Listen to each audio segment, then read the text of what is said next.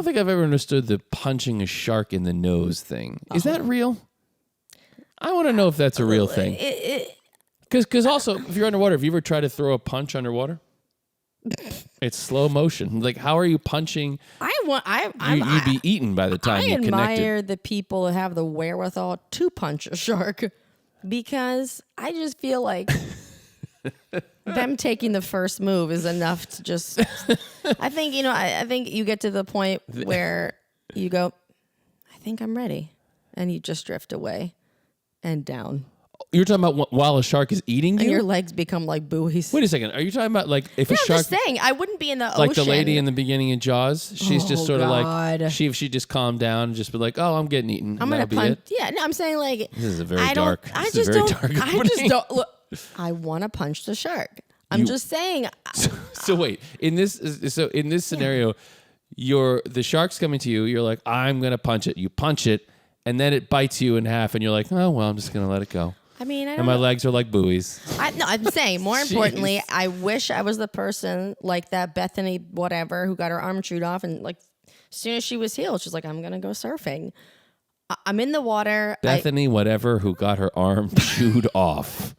Everybody knows who this is except for you. I actually don't know if that's I just her want to name. like the disrespect involved there. No, amazing. No. Well, this is from Craig Brown. Whoever this is, never punch a shark on the nose. Contrary to popular opinion, the shark nose is not the area to attack. Instead, they say you should go for the eyes. The eyes. But sharks have tiny little eyes, and as the great white shark can travel at 35 miles per hour, it seems unlikely your punch would hit home. See, that's what I was wondering. Immediately pictured a black olive. Why? Because of the eye. Except like a slimy one. Like a sliced black olive? No, what? That's dumb. Like a whole black olive. What? The sliced black olive is dumb, but your whole black olive shark eye makes any sense? Well, yeah, but I can't really argue. This guy says, go for the vulnerable points. When a shark bites humans, it's often a test bite. They often bite and let go. However, if it has you in its grip, go for vulnerable points like its gills and eyes and punch the shark as hard as you can. And you know what? Who are these people? Like, again, if you're in the water, it's like, how are you punching a shark? I assume it's not out of the water where you're punching it. You know what I mean? That's true. And I don't understand this. But also, they say that the shark skin are like little needles. Like, it's a lot. What? Yeah, they said like the when they brush against you, it's like, okay, let's call it sandpaper, but I've heard it's a lot worse than that. Bethany Hamilton, that is her name. I knew it. I wanted to say Hampton. No longer Bethany who got her arm chewed out. That's terrible. I don't even think she'd be upset by that. That's how she's known? No, I'm just saying she wouldn't be like, how dare you? It's like a workplace thing where it's like, okay, that's Frank Coffee Breath. That's Shelly 10 Pens, and that's Bethany got her arm chewed off by a shark. You know that kinship you feel when someone gets the obscure movie quote you tossed out in a conversation? Was she a great big fat person? Oh, great. Welcome to Such a Good One! A podcast where two siblings bond over their unabashed love for the movies they grew up on. I'm Josh Cook. And I'm Jessi Cook. Come digress with us. We're talking about Battle for Endor, which was a TV movie in 1985. So it's on the heels of, I guess, Return of the Jedi. Well, it would have had to have been Return of the Jedi. It was 84, I think. Is it right after the one with the Ewoks, which I can't remember? It must I never have been. remember what the... Yeah, Return of the Jedi is where the Ewoks were. And you know, it's interesting because the Ewoks, I loved Star Wars growing up. Loved it. Yeah. Loved it. But I was never I never went to like the realm of like Star Wars fan. Well, that's more like a Trekkie thing though. Oh, isn't it? No. Well, I'm sure they have that. But... Oh yeah. The big yes. I mean there are two very separate camps, but like well, yeah. You're very squarely a Trekkie or you're very squarely a Star Wars person. You just made that up. What? You don't know if it's one or the other. Remember in the West Wing when that lady had a Star Wars pin on? No. And it was funny. Well, anyway, forget it. But that was awesome. Loved those movies. Can't get down with the new ones. Just can't. What? No. The new ones are good, but I'm just not interested. I don't think those are good either. I don't like that she's British. Listen. What? Han Solo, Leia. What? All the Remember, Idiot has a great bit about how like Maid Marian. Is that it? I think how they're all like it's just like all the villains and Star Wars. Everyone's British. Yeah, that's if you're true. a villain, you're British. That's true. Yeah, I think that's his bit. Although this one is wet. This one is wet. This one is wet. They're all British except Darth Vader is James Earl Jones. Darth Vader is very scary, Yes, but not as scary as Tarak. But you bring you bring another Twin Peaks connection. Tarek, who we'll What? talk about. Yeah, the guy who played him. He plays. His name is Carol. Actually, I don't pronounce his name. Carol Striking. He was in. He wasn't Bill. He was Lurch in the Addams Family. What? And he was. He doesn't even look that tall in this. Oh, he's very, very tall. Wow. Okay. He's great. Actually, you know what I really Wow, I okay. can't remember. I always like just pointing out all the Twin Peaks connections. I don't really know why, except that I love Twin Peaks. I don't remember a lot, except for years you described that terrifying scene with the Frank. guy and I thought his name was Bill. His name's not Bill? His name's Bill. Oh no, I'm sorry. The guy who plays his name is Frank. Sorry. Oh. Bob. It's Bob. Bob. Bob. Where he's like, it's like the fans doing a thing, Yes. and you described that to me. It's so creepy. And I don't know that it was, for years, I didn't watch it, and then I was like, I want to see that part. And it was scary. I don't know if it was as scary as I pictured, but it was scary. You sold it pretty well. I remember it. It's much scarier when you think about it than when you see, like, Well, the way you described it was terrifying. Because the way it used to be, like, you had videos and you rented it and you brought it back. You didn't know when you were going to see anything again. And so, like, you used to, like, I rented Twin Peaks. Why didn't you rent it again? From the video. Well, I mean, you could, but it's not like now we're streaming. It's like, I want to watch it again. And you click it and you click it and click it. It's like you had to, like, return it in, like, 3 days. And then if you wanted it again, you had to, like, go back to the video store, hope that it was in, get it out again, decide to watch. And, like, rewatching TV series was not, like, a normal thing back then, especially with VHS. Maybe with DVD, it became a thing. But you know what I thought was funny, though? No. People are so hot on Blockbuster. We never went there. We had TLA. We never went to Block with those little tags. TLA was a great store. Viva Video had the same setup, although I don't think they're that. Those little tags on those little hooks was just click. That was nice. I don't know how well Viva Video did in Ardmore. They might still be there. I don't know. But it was kind of sad because I think people genuinely try to bring back those cool experiences, but no one's really interested anymore. Well, because everything's ease. And also, they were kind of expensive. Well, like, sure. To rent a movie was like $5. Yeah, it was Although super expensive. it's more on... Because everything will always go, what's easier? The easier option. I was surprised Netflix did as well initially. They used to do the video rentals. They used to do video rental, cool. and it came in the mail. And I was like, I didn't like that because it took away the video store part. And I was like, that seems dumb. Well, now I miss it. And then you had to mail it back and like all this kind of stuff. So and I was like, this doesn't make any though. sense. And then streaming came along, and now and so that was that kind of video killed the radio star. It sort of took out a lot of the video stores in a way. And then streaming took out any kind of, the DVD stuff and whatever. That has a lot to do with Endor. So what I was saying was that Star Wars, Ewoks are pretty divisive in the Star Wars world from what I understand. Is that the same as divisive? I believe so. Why'd you say it like that? I think you can say divisive.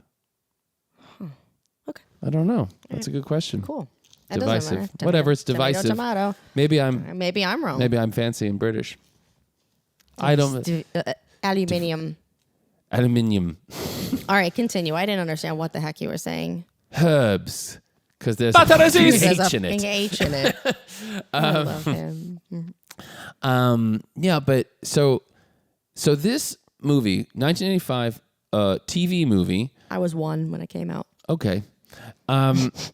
This is it's funny. I saw this review of it that said it's not a sequel, but it is, because I'm confused, because there was a year before a movie called Caravan of Courage, The Ewok Adventure is what it's called. And miraculously, or I don't even we didn't see it or we didn't care. Like Battle for Endor. No, I don't remember. I don't think I ever saw it. But I will say this is the I think third TV Star Wars thing, because there was like an infamous Christmas special. Sorry? Star Wars Christmas special that was like a weird variety show. That's weird. There was like music and stuff, and they were out there in costume. It was I've never saw it. I've heard tale of it.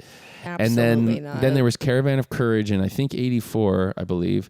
And then this one, Ewok's Adventure. Now this is the one that somehow we saw. I don't know where we saw it. I mean, it must have been on. I'm guessing it was on ABC or something. Yeah, I mean, but it was so right on the heels of Return of the Jedi. It was written by Jim and Ken Wheat and directed by Jim and Ken Wheat. Sam Wheat, George Lucas. George Lucas. Orlando helped devise the story. I was reading something about this. What do you remember from it? Everything. And I did. Oh, okay. I just licked the microphone. Please don't lick the microphone. That's so gross. I remember a lot from it. Specifically the cave with the flying, like the glider thing. Yes. But I remember Teak and his little hands on those biscuits. Oh my God. Teak is great. I love Teak. I remember when she had the nightmare, but I didn't remember when that movie started and the music started. I was like, oh. Watching it this time, you mean? Yes. It was like a burst of nostalgia. Yeah, no, I felt the exact same thing. Like it came on and you were saying something about the music and I didn't really remember it. And it's funny, we just watched the trailer before this and like they played some of it. And even now I couldn't even. The only music that I remember from that I can piece together is the bum bum bum bum bum ba da dum bum. Oh bum, yeah, bum, like that. Oh, but I can't remember any of the major music now. I don't know. It keeps. I don't know. It keeps. I love that opening scene. I remember this is dumb. I remember how bright the berries were that she brought in the little. I just remember the weirdest things. It's funny that you bring that up because I was thinking this and watching it. Like, I too had really sharp nostalgic moments, and I was thinking how strange it is the things that you do remember. And I kept writing it as we'll go through it. We'll talk about it. The things that just popped, like, oh my gosh, I remember that. I remember biscuits. That so well, And the sound the biscuits made in the pan. I don't know why. It's like the hamburgers and Harry and the Hendersons. That didn't hit for me. One of the things in my mind that must be the most delicious are those blue iced shrinky dink pastry things in Alice in Wonderland, the TV version. Oh my God. I imagine that like those Entenmann's those chocolate donuts with the little bits on top, the devil's food. Anyway. Devil's food. That's what you're thinking? What the heck are you doing? I'm trying to find something. Well, while you're doing that, we didn't really see Caravan of Courage, but we watched, again, Battle for Endor with a couple we know and their 3 kids who are hysterical. And Max is the oldest, and he is like a total movie nerd. Oh, really? So I made them watch Return to Oz. There's so many movies I made them watch, like The Great Escape, and their reviews are hysterical. Because typically the girls have a reaction to it and they're funny, but Max is like, he gets so worked up and he's like, excuse my language, he's like, are you kidding me right now? What the was going on in that movie? How old is this kid? He's in college, so he's like 19. He's hysterical. So we're like the opening scene of Battle for Endor, which we don't have to get into yet. He was like, this is the most start to a movie. This is so dark. Her whole family. And he's like, oh, there's her brother, Mace. What I was like, jeez, Max. Why didn't he like Mace? He's just there trying to protect people. Not in the beginning of Battle for Endor, but in Caravan, of course, like, that kid's such a jerk. Oh, you watched that too? Time. No, I didn't. But he was like, they had just watched it. And he was like ranting on and on about Mace. And I'm like, well, I have to watch it now because... Oh, I haven't seen it still. Did you? No. Oh, okay. I guess I should watch it. But... Well, Well, probably, I don't know. We'll get into a little bit of this. I found this review in the New York Times about this. It's sort of about this. It's general. I couldn't really find a specific review just I was about gonna say the this. New York Times reviewed this TV movie. They got nothing better to do. I mean, it's the 80s in New York. There's nothing to report on. No, but this is just says new shows for children. Should we expect more? So it's more about other things. But so it says, let's see. You might just as well watch Ewoks: The Battle for Endor, the ABC movie at 8:00 tonight. You were right. And judging from it's because Disney owns ABC, and I thought it wasn't Disney back then though. Anyway, judging from past experience, it is possible, even likely, that you will. The Ewok Adventure, Caravan of Courage, was ABC's highest rated film last year. The new television movie is not a sequel to the first, which seems confusing because it's the same family. But its executive producer is also George Lucas and has Ewoks in abundance. He talks about how they're the teddy bear creatures. Nonetheless, there's no denying that benignity has its limits, especially on primetime television. And tonight's appearance by the Ewoks is different than the one they made last year. This time, the Ewoks are action-oriented. So I guess the Ewoks Adventure was not an adventure. Yeah.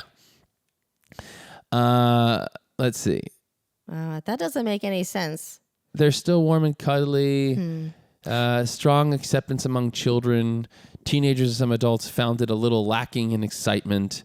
The new Ewok television movie is closer. The last one, the Caravan of Courage, is closer to the kinds of films that we have that we at Lucasfilm have been working on all these years. So they're trying to make. I guess the Ewok Adventure one was like really a huge hit, but was kind of boring. Like nothing happened much in it. So they wanted to make an sort of an action version of it, and that's what this is.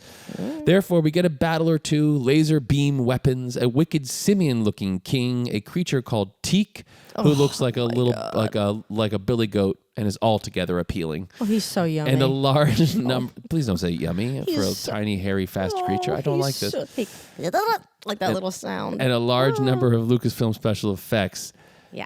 Which apparently these effects, though, this is the last They look time. like stop motion and it is. But this was like God. sort of the last time they were doing it. They moved on to a new technology after this, and they were sort of testing out a few new having this sort of painted backdrops. Like that was sort of, they were testing out some stuff. It's like a help Bob Ross background. It really is. Oh, it's like a Bob. Yeah, I mean a little bit. You're right.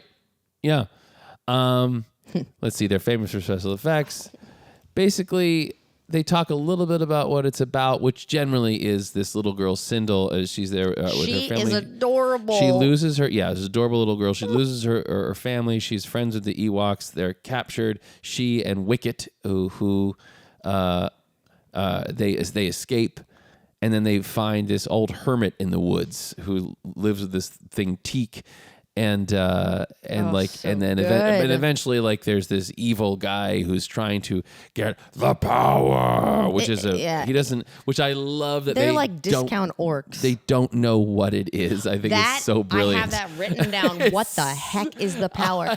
Because the guy is a Paul Gleason who's like, I don't know what you're talking about. Which is like basically carries through. He's like, I want the power. And he goes, I don't know what you're talking about. Yeah, he has no idea. It's one of my favorite things about the movie. Is like it's a total disconnect because I kind of think I think it's so believable and wonderful in this world. Of course, the believability of it. But he's seeking the power, which essentially is some kind of, I'm guessing, like a fusion capsule that runs spaceships. Essentially, it's like a battery for spaceships, basically. And so we'll get into more of that as we talk. But like he's seeking this thing, and then he thinks they figure out the Sindel's like the key to finding it. Or why something. does he want it? He doesn't have a spaceship. That's why it's so great. So he just thinks it's. We'll get to it. That's why it's so great. I love it. I love it. literally wrote, "What the heck is the power? Is Tarok just an idiot?" Yes, that's what's so. But he's not an idiot. That's what's so great about it. Like it's actually one of the best things about it. I think. Anyway, we'll get there. I love it. But so in the forest. So basically, this review says that, and then it says, "Should we expect more?" Mr. Lucas and his colleagues invest some of their creations with enormous charm. Perhaps that's all we should expect. On the other hand, one wishes they'd sometimes take a flyer. Dune was hugely popular as a science fiction novel. As a feature-length movie now being shown on HBO, it is a turgid, murky lump. What have Mr. Lucas... I'm assuming he's talking about David Lynch's one. Ouch. What would Mr. Lucas and his colleagues have done with Mr. Herbert's book? Better yet, what would they do with Kenneth Graham's Wind in the Willows, C.S. Lewis's Chronicles of Narnia, J.R.R. Tolkien's, or Tolkien, I suppose, Lord of the Rings? The characters in all of them are people, animals, and fantastic whimsical creatures, blah, blah, blah, blah, blah. Basically, he goes on and essentially says, where's the last line? I love this. So basically his point is, so watch Ewoks Battle for Endor. It's very young children may be frightened by some of it. The Wicked King, for example, ends up deep fried. It's great. I need to talk about that. But by and large, it won't do your children any harm. If there is, which is funny, he doesn't mention the beginning, because that's the part that seems the worst. If there is charm to be found in technology, Mr. Lucas and his colleagues will find it. But how fine would it be if the next time out they found their inspiration in a really terrific book? So basically, this person just has a thing for like, we should be making movies out of books. I don't really know why That doesn't make they're any... so into that trend. Can I ask you something? John Corey. Who So wrote this? close to this microphone, I can hear my own breath. Yeah, you don't need to be right up on it unless you want to hear about it. But did you notice, like, I don't know if in any of the things you've heard of the little snippets I've showed you, where you're often kind of like talking like that, and you're kind of like that's kind of it's like a Doppler situation with you. All right, whatever. Back to it. So anyway, that's sort of the review, which is basically like it's charming and they're fuzzy creatures and stuff, but they really should read a book. And by the way, if anyone needed the power, it was Wilford. Noah. His name's Noah. All right, I guess it's time to do it. What? Wilford Brimley Stop. stars in this. Do you want to get your reaction out now to how sexy he is? How sexy Wilford Brimley is in his tunic in the woods. Oh, his little nightgown, so little cute. nightgown in the woods. No, I don't think he's sexy. I think he is just a big cuddly bear. You think he's so sexy? cute. You've mentioned it before. Mean, I will say that he looked like Wilford Brimley his entire life. He's always looked like he was 72. Always. And so, remember our Gia, our grandmother, she always looked like a grandmother, even when she was a little kid. But that's just us, though. I think that's us. That's like the perspective of a kid. No, it's not. It's not. Oh, okay. Well, I guess anyway, I'm Wilford wrong. Brimley always looked like that. Yeah, and yes, he's a delight. And if I was an older lady and I met him at a mixer, And a mixer? I would be enthralled by his little mustache and his gruffness. yeah. I will say, having him in this, Yeah. like, elevates this thing It to sure a level that like it doesn't really deserve to be at. Like beyond like because we love the whole thing we talk about all the time is like all these movies we just absolutely adore and love. Yeah, they got problems here and there, but we don't really care. We just love them, whether they're good or bad or whatever. It doesn't matter. And this one is not a great movie, like by far, but we love it and it's great. But when Wilford Brimley enters into this thing, all of a sudden, It takes on a... it's like, this is an actor. Like he's because I was thinking about it. He was great in his tiny little bit role in Electric Horseman. He's great. He's fantastic in I this. don't want your money. And wholly believable in this like absolutely bizarre world like that's just mixing all sorts of different like sci-fi and fantasy elements are like all over the place. It doesn't make any sense. And he's completely grounds the entire movie, and you're like, oh, I believe this dude has been here a while. 100%. And then also, he's also in, which I saw fairly recently for the first time, the original John Carpenter's The Thing, which is a really messed up movie, and he's great in it. Oh. He's just a fantastic actor. He's really, really good. Love and him. I'm kind of shocked that I don't know why he's in this or how he's in this, but he is so good in it. And like, he's just, I don't know, he's a really good actor. I mean, yes. Also has Warwick Davis as it. Wicket, which I'm guessing, I mean, I know he was in Return of the Jedi, but is it Wicket? Is it the same? Yeah. Well, I don't know if it has a name. I don't know I that can't it has. even I don't even remember. I'm not sure. But can I just say one thing?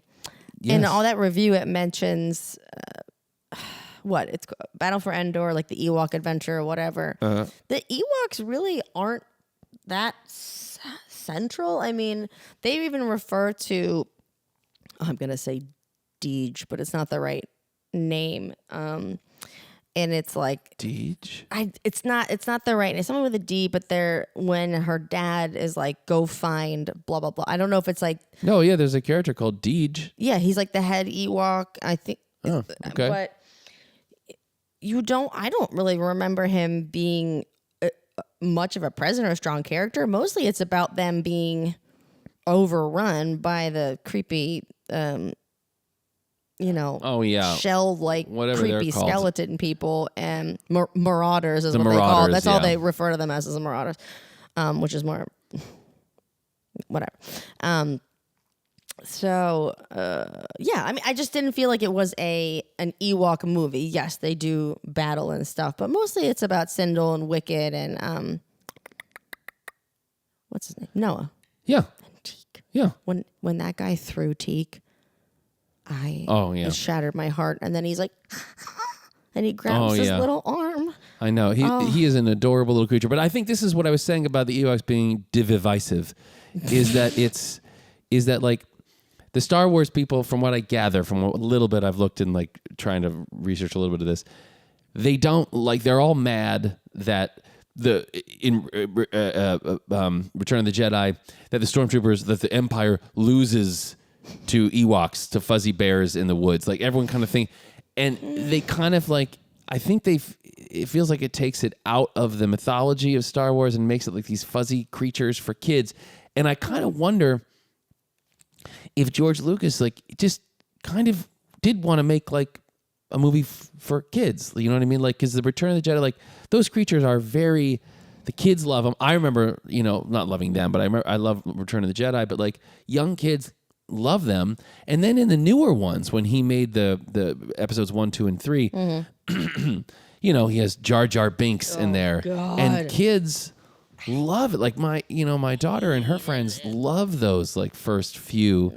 And I remember our friend Tim in LA, like he talks about how kids love those movies. And I remember like Lucas has sort of an eye or ear, I guess, or whatever for what kids will enjoy. And so I think maybe that's what this is born out of too. So anyway, we did love it as kids. That would have bugged me if I had actually thought more about it. So, it obviously, and they had the funny like 80 or was it 80s or 90s TV movie for it that we watched growing up, which I thought was so creepy. But then when they did the new one, what's his name? Scars. Yeah. He's terrifying. I mean, Yeah. it is really scary. I did Castle Rock, which is the show on Hulu, and Yes. we were in West Virginia, and we were in West Virginia shooting this thing, and we went for this one segment of it that took place at Shawshank Prison, which was pretty cool. Yeah. But one night, as Bill Skarsgård, and this is before Bill, like it had come out. It doesn't look like a Bill. Now he's a big old movie star, the guy. Yeah. But like at the time, it had just come out, and he was sort of known for that, but like not much. I mean, he obviously extremely well known family, with Stella as his dad, and what's the other, Alexander as his brother. When he got his arm bitten off in Deep Blue Sea, that was terrifying. I think that I don't was know him. what you're talking about. That's another. Listen, we brought it full circle. In Deep Blue Sea, about these brainiac sharks that they're pumping full of smart stuff to save the people with the Alzheimer's. Oh. Yeah, and he gets his arm bitten off, and then eventually Stellan Skarsgård. he dies a lot. He just okay. really dies. But anyway, continue. One night, Bill and I went to dinner at like a hibachi type place. Yum. And it was amazing. Like I guess he hadn't been in America that long. I don't know. I mean, he clearly never been to this. Was he like Norwegian? I don't know. I don't remember where he's from, but I think he's Swedish. But he had never been to this type of place, and it's the kind of place where they're like doing tricks, with the onion and this stuff. And at one point, there was a squeeze bottle of a shot or something, and they were like. The whole thing was like, and again, this is like a strip mall in West Virginia. The two of us are sitting there, and someone recognized him as the clown, as Pennywise, which I was like shocked that anyone would recognize. It was Oh yeah, totally shocking that anyone would recognize him out of that makeup. But anyway, So I remember like this guy was like, he's like, okay, you get a shot. And he was going to squeeze the squeeze bottle and like squeeze it like in an arc over a matter of feet, like into someone's mouth. And I remember just Bill looking at me and being like, what is happening? He was just so confused. Does he have an accent? I mean, a little bit. It's kind of like, I think so, a little bit. But That's hysterical. But I just remember him just being utterly confused as to what was going on. This bizarre place. That's amazing. Well, wait. Nope, What? It's gone. Okay. It's gone. Oh, I did see like you were talking about on a YouTube thingy, his audition for it, which was really creepy. Oh, really? Yeah. But anyway, this is gonna sound dumb. So I think it was a really good movie, the new one. But this is gonna sound really weird. The thing that kind of ruined it for me was it became like the Sandlot in the end. The kids were like, yeah, and I was like, oh. I wanted it to be scarier and much more disturbing. Like he was scary as hell. Yeah, he's But scary. then it just became this kind of cutesy kids film for me, and I was like, I'm done.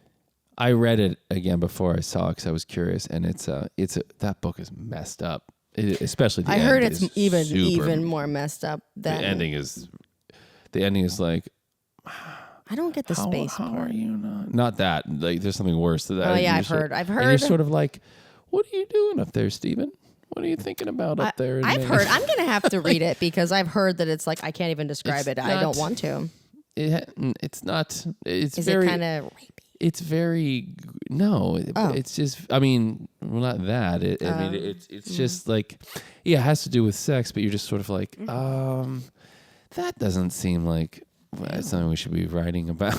Like, I don't. It always really sits not well with me. But anyway, again, mostly about Endor.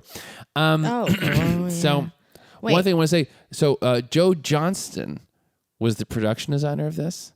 What? There's a connection. There's You're making that face. no real connection except that Joe Johnston went on to direct The Rocketeer, which is one of my favorites. And then eventually the first Captain America one too. I love The Rocketeer. Joe Johnston, the look of The Rocketeer, and we're going to do it one of these days. I love that movie so much. And the look of it, oh my gosh. It's just like, I don't know. Whenever I start watching the movie, I just smile the whole movie. It just makes me smile. Great. He's such a wonderful director. So he was a production designer of this, and apparently was part of the story meetings as well. That's Alan Arkin, isn't it? In there? Oh yeah. Ooh, so good. So the movie starts, and it's like, where's the rocket? Sindel and Wicket, the Ewok, are walking through this beautiful valley. It looks like Switzerland. It's beautiful. It looks like Switzerland. They're skipping. They're like skipping and picking berries. Also, her outfit is killer. It's a very 80s outfit. I would wear that outfit in the winter. It is like the definition of like space 80s. It's so cute. And she's an adorable little girl. All these blonde ringlets. Yeah. I mean, yeah. They're just walking around, just living the life, idyllic. We have no idea. I mean, I guess if you watch Caravan of Courage, you have some idea of who they are. I guess they're living in the village with the Ewoks. I don't really know. But anyway, so then they come up, and then the music. I was like, oh my gosh, you said you were like such a nostalgia. You get hit in the face with nostalgia when you hear it. And it's true. Right away, I was like in our living room having chicken noodle soup and a peanut butter and jelly sandwich or something. It was like important details. Wow. Yeah. Okay, go. That was it? Yeah. You just wanted to talk about the food you're eating? I heard the music and it was just so, I didn't remember it at all. And I was like, oh my God. Crying. I didn't cry, but oh my God. Yeah, I know. I've that, like I said before, I can only remember that one bit of music, but as soon as it started, I was like, oh my gosh, yes. And then it cuts to the shot of the dad, whose name I'm forgetting, but he, again, is the actor from Die Hard and all that stuff. Oh, Paul Gleason. Is that his name? He's so great. Great character actor. I know. But he's in so many. And Max was like, oh, that guy's a jerk in everything. He usually shows up as a total jerk in everything. Is he the principal in the Breakfast Club? I don't know. Maybe. But he's like the guy who plays William Peck in Ghostbusters. That guy also was always a jerk in everything. And like, but this time he's not. He's like the nice dad. But they have this shot where she sees the dad and like waves to him, and there's this spaceship in a field that he's working on. And as soon as I saw that shot, I got like, oh, I know. I remembered. I was like, oh, because I didn't remember a thing about this movie. I truly didn't remember anything You about just remembered it. liking it. I remember we watched it a lot. I remember the name of it. I remember what the characters look like. Yeah. I completely forgot about the witch lady, by the way. Completely. the bird lady. Like, She's so I cool. completely forgot. So I went into this going like, oh, I don't remember anything about this movie at all. That shot of the spaceship, I was like, uh-oh. And like immediately I was upset. Like I was like, oh no, I know something's terrible is about to happen, because I remember that shot and like a feeling of dread like crept in like immediately. And I was like, oh my gosh. And the part that it immediately made me remember when he's leaning against that little thing where they're hiding, and he's like, remember the story I told you? And you're like, I know. My God. See, I didn't remember that. Again, I didn't remember that either. I just saw the spaceship. I remember something bad is about to happen. I don't remember what it is. I remember something bad's about to happen. And so they're walking back to the village, because I guess the idea is that her dad, her brother, and her mom, they're all going to leave. He's repairing the spaceship, and they're going to fly back wherever home is for whatever. I don't know. Well, they call her an Earth Child. That confused me. They do. In the trailer, they call her Earth Child, but like we don't really know if that's. It doesn't make any sense. Yeah. So maybe they mean burping. Ew. You didn't have to tell anybody about it. I'm telling you. Yes. So then they go back to the village, or like they hear something, or Wicket senses danger. He's like, danger! Danger! Also, they speak danger! They speak English sort of now. Oh my God, so cute. Not a lot though. Yeah. Danger! Oh. And so then they run to the danger. Which is they gotta, because his whole family's there. They run to the village, and then I remember this music. They have to. And then as soon it's a scam. So more scam callers.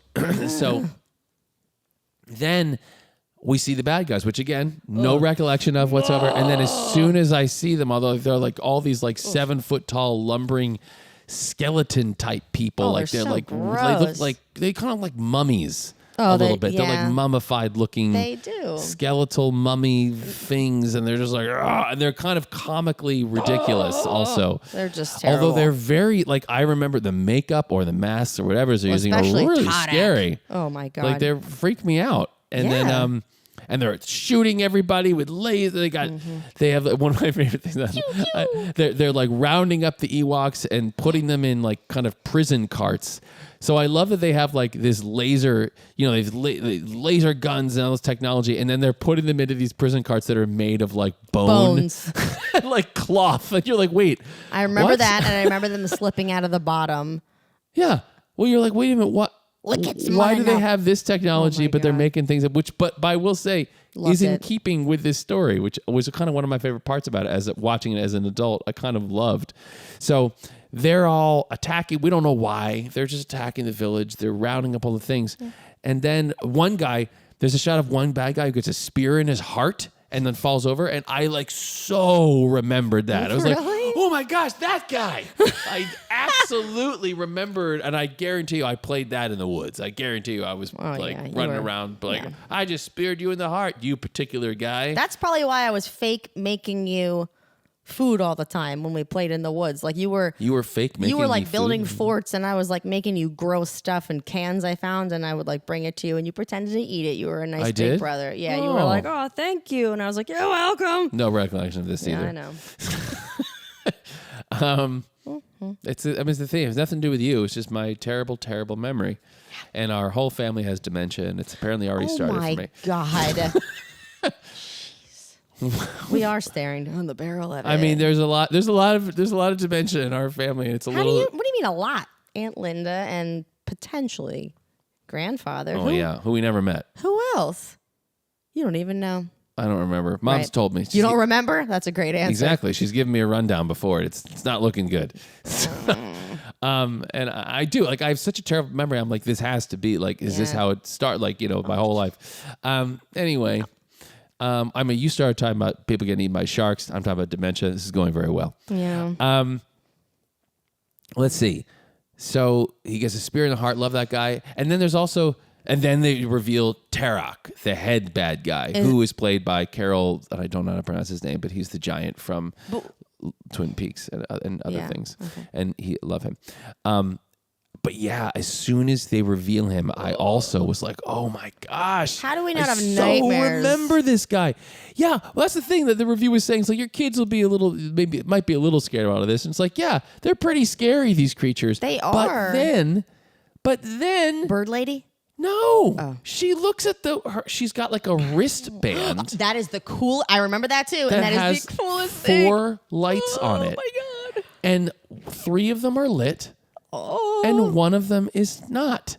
And she looks at it, and it goes like a dee-dee or whatever. And Mommy. she looks, and she says, "Mommy." And you're like, "Wait, what?" And then she runs over to some other part of the village and sees her brother, Mace, who's hunkered down behind a tree, firing this laser gun at all the evil guys running. And next to him is a woman. You never see her face. She's just on the ground. And you realize her bracelet shows her family and if they're alive or is not. the coolest You're like, thing. what the hell? someone should get on that technology. Wouldn't that be cool if like it was like you had like a thing where it monitored your heart rate and like if and like a parent or whatever, it would have all flash this. if something. No, but it would flash if something I'm was pretty like sure weird. they have this. What? I'm pretty sure they have So this. that way we would know from another episode if Dad was laying Oh, in the gosh. creek. But Life imitates art. I and think she's like, I'm "Mommy," pretty sure they and have Mace that. is like, "Sindel, Yeah. go get Dad." And you're Yeah. like, "Oh." Yeah, she stops and looks over and she sees he's like, with the laser shooting yeah. everything and like there's explosions going off and she just sees the woman on the ground. She says, "Mommy," and yeah, you're right. He turns around. He's like, "Sindel, go get Dad," and he's like, fending off the stuff, and you're like, "What the hell is going on?" This is terrifying. And then she runs away. Then she runs away, and then Mace pulls the mom, drags her into this hut, and this is awful. Sindel's running. They stay on him, pulls her into this hut. He's like hunkered down in the doorway, shooting people. He looks oddly like Luke Skywalker, by the way. totally does. He looks very much like Yes, Luke he Skywalker. does. This guy, Eric Walker, I think his name is. And he's shooting. They're closing in. These 2 like evil skeleton guys get this huge like giant laser cannon, shoot the hut. It blows up in fire and everything, and it comes to Sindel. And she's like, look at her bracelet. She hears the sound and looks at her bracelet, and another light goes out. You're like, my God. oh my God. This, by the way, worst. at this point, Max was already, I don't know how to scream into Max was already like, "Are you kidding me? I know. Our whole family's dead." And he kept screaming and he goes, "You watch him drag her corpse into the tent." I'm like, I know. "Jeez." It's Oh, terrible. I it's so totally agree. sad. It is the most scarring. And by the way, remember, it starts out in the idyllic countryside. She was- her mom's they're dead. picking berries, and within 2 minutes, her mom is dead, her brother is dead. She runs to go find her dad, and she finds him in the clearing, and like Tarak, the leader, is there with his people, and they're all like searching his ship, and they have him at gunpoint. And they're pushing him against the She's in thing. the tree line. And the terror keeps going, "Where is the power? Give it to me now. Give it to me now." And my favorite, he goes, "I don't know what you're talking I about." don't know what you're talking about. Like The he guy- says it, the like, guy and you has- believe it. You're like, he has really no doesn't. idea what he's Yeah. talking about. Which again, "Give me the is- double D battery." He's like, "What?" It's so great. So then we also hit with another wave of nostalgia when we see him, and then we see the weird witch lady. Oh yeah, the bird lady. I don't know what her name is. She has a character name that I don't know how to pronounce, but it's like Charon or something. Or I don't know. But anyway, she, yeah. And so I saw her. She gives Xena vibes. Oh my gosh. Well, that's exactly Xena or She's- Cher. It's this like is where Xena the and movie Cher like, got together. this and- is where like the movie really goes into a bizarre. It's not like sci-fi anymore. It's like a weird magic. It's like a Lord of the Rings meets Star Wars here. She is full on magic. She is a witch lady who turns into a raven, and she has a ring that she can do this with, and love the she's cloak. spells, and she's wearing this cloak with feathers. It Oh, is it's so very cool. very much not of the Star Wars world. I love She is it. just completely from a different universe, and it's like, Yeah. it's bizarre. So anyway, so she's there, but she's got this fantastic Elvira hair. Oh, She's yeah. got this like crazy bird feather cloak because she's a iron raven. corset, which I think that was An like, iron corset. whoever wrote this. It was mostly men. They were probably like, Totally men. This is what we should All do. men. they literally were like, it's for kids, but let's give something to the dads as well. And you're like, ew. Wait a minute. She's dressed pretty sexy. I'm sorry. Well, she Are you saying that the evil witch lady who's dressed in a kind of a iron bird corset? feather? Are you thinking? You don't think men were sees like, iron? yeah. I am a man, and I Yeah, I but don't you're like look a at nice, iron. not creepy man. Are you telling me that creepy men are like, give me some iron corset? Yeah. They want the iron corset. You don't think she wasn't an ugly witch? She wasn't like the mom No, she's in beautiful. Robin Hood, Prince of Thieves, like with the eye that's bopping out. I don't even remember her. We got to watch that again. Oh, I'm would you get stabbed? Please don't scream into the microphone. Why? I can't ever do it right. I'm too close. I'm too far. I lick it. Oh, I don't like it. So then, so what happens is, all right, so the evil guy wants the power. No one knows what it is. The dad sees that Cindel's in the woods. He is scared. He find something? He hits him with something. Like No. He it's like well, they gun. get distracted. Do they find something?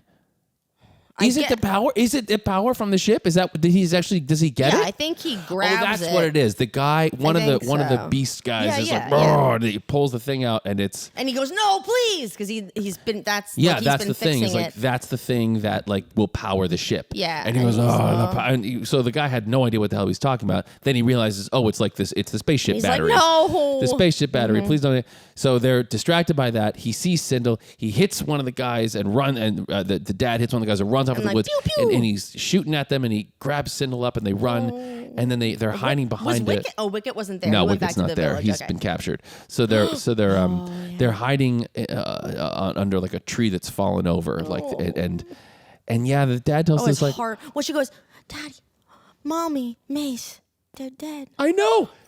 It's awful. I actually have that here. Mommy, Mace, they're dead. WTF? And then it is he's like, "I know, honey. he's like, yeah, I know. And they all seem to be taking this pretty well. He's like, I know. And he goes, so I'm scared." he's like, do you remember the story? What's the story he my tells God. her? He He's tells like- her the story. And he's like, breathes. Do you remember the story he used to tell you about the little bird Yeah. that got knocked out of the nest? That's She's like, right.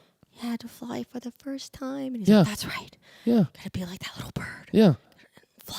I was like, "Oh God, it's so sad." And she's like, "I'm scared." He's Yeah. like, "I know." I will say, I don't understand why he does this because he's not like gonna. I guess he was shot. He was shot. having her. He was shot, and he was knew shot, she that's would get. right. She couldn't. They weren't going to get away. I guess the only reason it makes sense is he was shot and he knows that he's not going to make it because otherwise, just keep going, like rescue your daughter and keep he going. was shot. So he's going to distract them and so he's like run, and she runs and "Don't then he look starts back," this yeah. laser battle and then like you see his hand like slide out of frame But because he's been before shot. that, though, Yeah. she runs away and she looks back, and he does something. He looks at her. I think and, they just look. It's they so look at heartbreaking. each other. Oh, It's so awful. Oh my God! And then I it's wrote so after that. My sad. next note is this movie is brutal. She sees her And whole of course, family. and of course, Max starts screaming again. He's like, "Jesus Christ!" She sees her whole family Oh my murdered in the God. first like 5 minutes of this movie. You know what it is? They look at each other, and the look he gives her is that look is like, "You are a good actor." Like you, it's like that's your dad, and you just want to die. He looks at her like, "I want to run with you, but I can't. Just go." Oh, you're And saying it's like, his look. His look. Oh, Because that little girl's adorable, but she's so a little wooden, but she's adorable. kind of, but she's also like kind of mature in that way. Like, all right, you told me to run. She's not like, "Daddy." She's like, "All right, I gotta do." No, she's like the picture of innocence. This little girl. But he's just like, Yeah, he's great, and he's great, and he probably never got to ever do roles like that. So it's cool to see him do that. Because man, this I remember this pigeonholes you, man. his little Velcro thing on his neck. Yeah, And Velcro always makes me sad. pardon me. When I see older people with Velcro shoes, I get very upset. It's a thing I have. Why? I don't know. It's not like it's giving up, but picture Dad in Velcro shoes right now. It's better than the shoes he has. Oh God, sorry, Dad. The Those Skechers are fine. no, they're Those not. are good. No, they're Wait, not. yeah, they're fine. Are you kidding me? Oh, you mean those janitor shoes, the black ones? Which one do you mean? Like the giant rubbery black ones that are for like surfers? No, Oh no. God, no. The Skechers are just.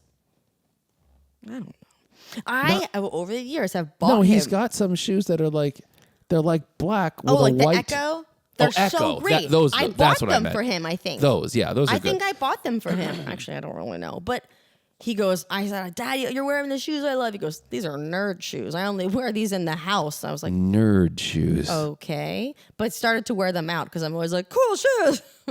I bought him so many shoes and he's like, no. These shoes rule. I bought him New Balance. These shoes are awesome. These shoes suck. Brother, okay. Brother, So yeah. So then she's captured. Heartbreak, death. So then she's captured. Yeah. And the Tarek guy goes, You're a pretty little. You are a pretty prize. And you're like, oh no, Oh, this ew. is terrible. You don't think of him as a sexual being until that moment, and you're sure like, don't. absolutely And that is not okay. And then you're just like, oh, this is gross. And like, I don't think that's an O face you do not want to see. I don't believe that was. Oh, no. That's You referencing Pitsy? well, it's the movie. Everybody knows that line. I know, but it's Greg Pitts who did Bachelor Party 2 with. Wait, were you in Bachelor Party 1 or was that a whole different thing? No. Bachelor Party 1 was Tom Hanks. Oh, shoot. And then they did Bachelor Party 2. Oh, you didn't get to meet Tom Hanks. I tried. No. I was praying I would see him sometimes they in do Greece. these like sort of well, it used to be direct to DVD and now it's who knows what VOD stuff, where it's like they have like Fox, for instance, will have rights to some movie in their catalog, like The Bachelor Party, and then someone's like, oh, okay, well, let's make something for like I don't know, a $10 million budget or $5 or whatever it's going to be, and then or 20 or whatever it is, and then they go, okay, what rights do we have? Can we make a sequel to something? And then they'll be like, oh, we got this. I'm like, okay, let's make a Bachelor Party 2 or something like that. Or they'll be like, or I also did Quarantine 2. Let me tell you something. You know, that trailer, and when you lose it on the plane, I had turned it off. It scared me to in Quarantine death. 2? You were so scary in that. I don't think I've seen it actually. Is that not? That's not the one Jennifer. Jenny Carpenter? Yeah, She's cool. she's cool. First of all, I really like Jen. I the worked with her on end- Dexter. Sorry, She's great. spoiler alert. In Dexter, the end of that, what happens to her, is an insult to the entire series. I never watched it. Are you First of all, Dad loves it. It What? broke my heart. It made me so. It ends with him as a lumberjack. He wraps her in a cloth that's and good. dumps her Well, that's unceremoniously because into the ocean. From what I remember, because I did Absolutely not. season 6 and 7 of that show, and from what I remember, Furious. they were someone I knew a year because the last season was a year or two after that, and someone I knew that from the show was telling me that they're like, yeah, they wanted to kill him off. They should have killed him. They wanted to. She should have killed him and put him in the ocean. They wanted to. I don't know how they were going to end it, but they wanted to kill him. Again, this is all hearsay, but they wanted to kill him. But Showtime was like, Why? because what happened a few years after that? You have I didn't Dexter, watch it. New Blood. No. They didn't want to kill him because they want to. That's a property that they can capitalize on. Now this is where like commerce gets in the way of like good storytelling, right? Where it's like you could have had a really satisfying ending of that show, and you could have all this kind of stuff and wrapped up all these characters, but instead they were like, no, corporate or whoever, no, keep them alive. Well, I'm assuming I could be right. Maybe the creators were like, no, let's keep them alive, but I was told that it was definitely like a corporate decision of like keep him alive so that we can do a Dexter movie in a few years or whatever. So they did a series. I'm just going to say this. The end of that, she should have killed him, like put him down like a rotten, like rabid animal, and it would have been significant for her to drop him in the ocean on his boat. That would have made perfect sense. But instead, he unceremoniously drops her in the ocean, which is the biggest insult after she spent her entire life He kills her? she dies and he just wraps her up and he's like, dunk. I mean, She would not have wanted that. All right, we need to get off this, but I Okay. was really pissed. And also your storyline, what the heck was that? that's a whole other thing. That's not fair. That You was were supposed so to be- creepy and weird, and they could have kept going well, with that you. was supposed to be.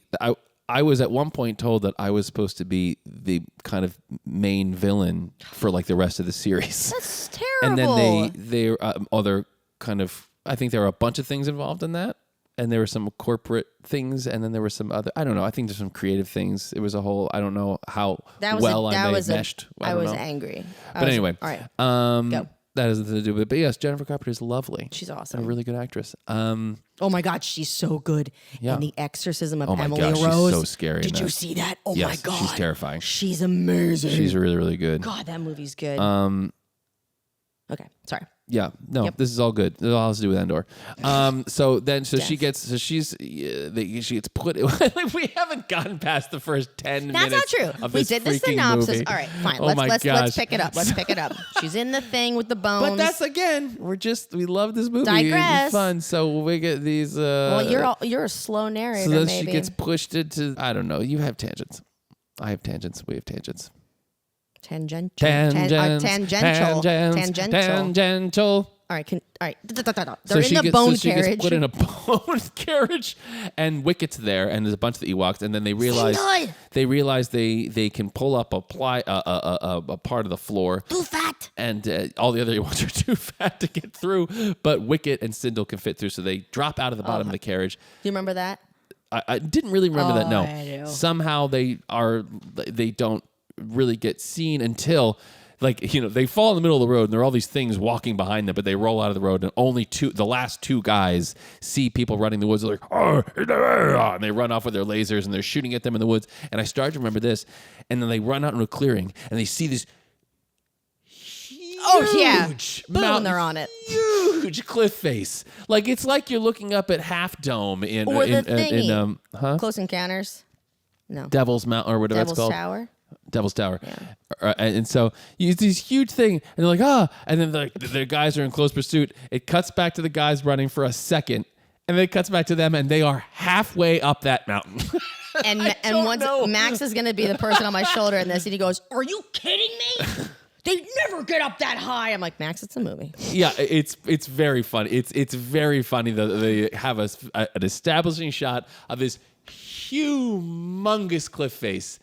And then the next shot, 2 shots later, is them up in the middle of it. And you're like, what the hell is going on? It's so funny. What's funny is that those two are the ones that see her, because while they're looking through the bone carriage, this one dude looks in and he goes, he walks into a branch, he goes, and falls on the ground. Right. And you're like, that'd be a good time to go. And then they're like, no. That's right. No, you're totally right. I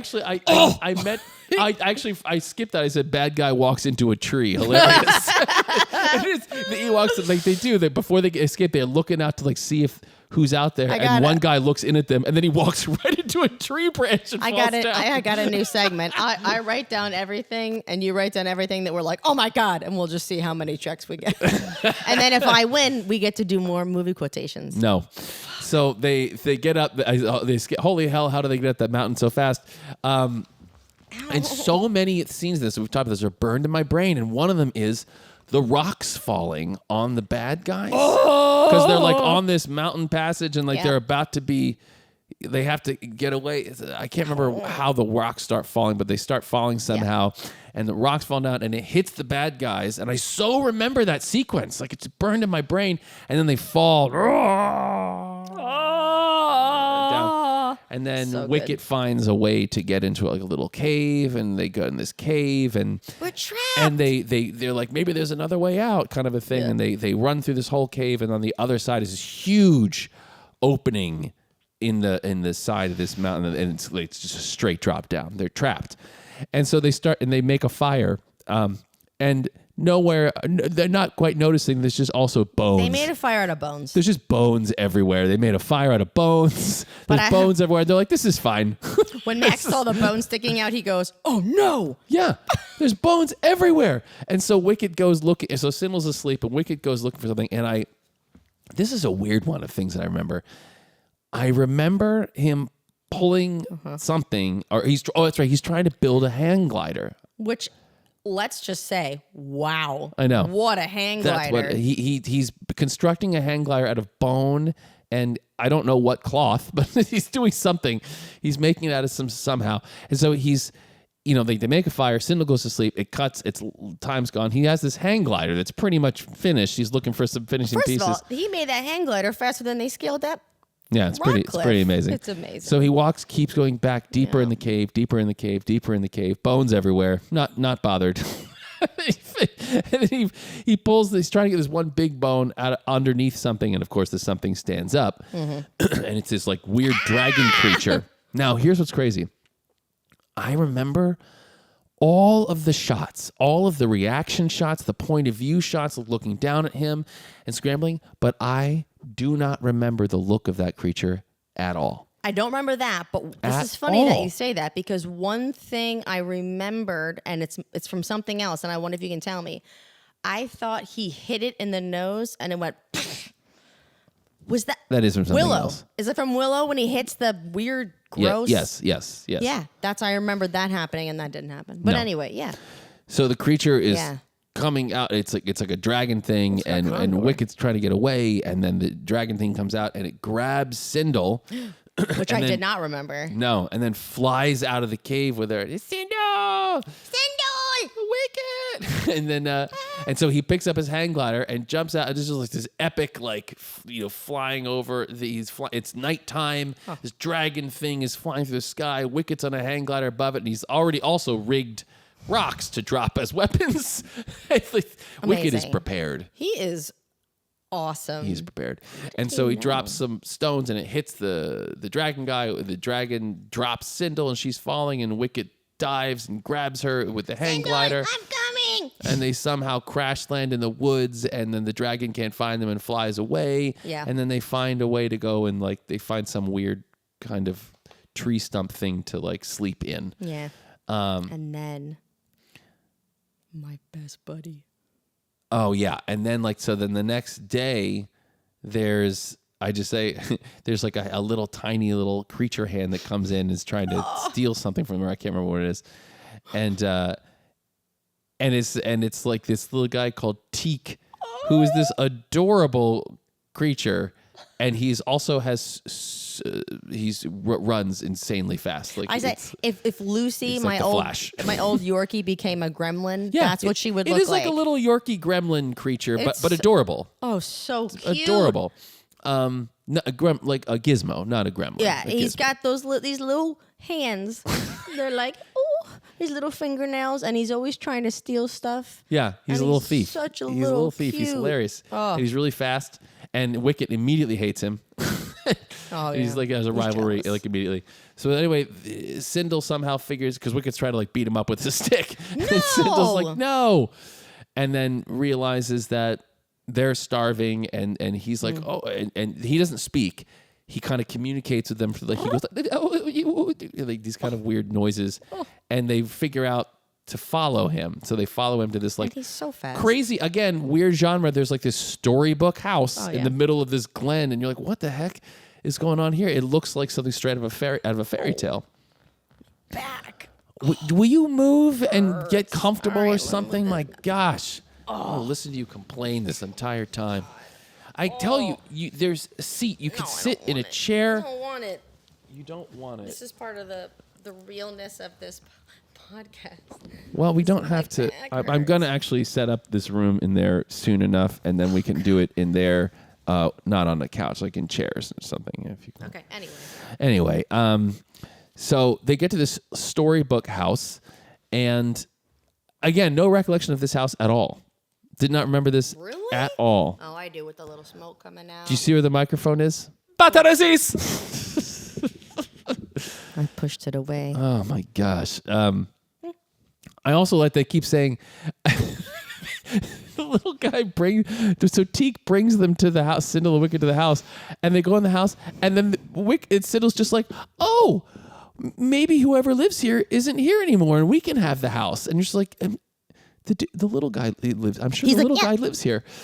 It's like he brings them to this house, and they just assume there's well, it must be abandoned. Maybe we can clean it up and we can live here. It's like, I'm sure it's the little guy's house. What are you? Yeah. Why are you assuming? And that he's this like, is, yeah. Why are you assuming that he doesn't live here to the house that he brought you to? And it gave me Goonies vibes when she goes up and she starts collecting random stuff from the attic and the second floor in the house. She's grabbing things.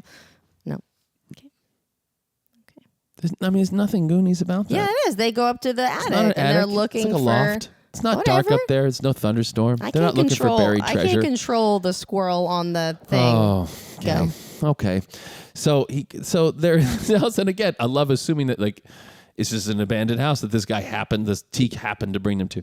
So anyway, who comes home? Wilfred Brimley. And it's like, boom, boom.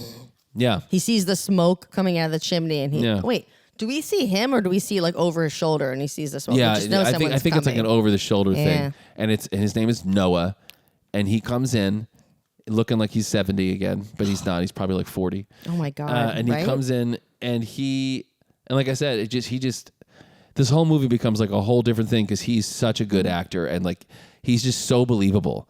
Like nothing in this movie is believable. It's like, it's fantasy, it's science fiction, all this kind of stuff. But like even the acting, like for the most part, it's pretty big. You know what I mean? But like then he comes in, and he's just like, I totally believe this guy lives here in this world and does this thing. I don't know how he operates in that tiny little house. He's a big guy. But so the house has been completely cleaned up, and they've been making pies and muffins or whatever. they made biscuits. They made biscuits. And he comes in, he's like, what are you doing here? Get out of here. What are you doing? Get out of my house.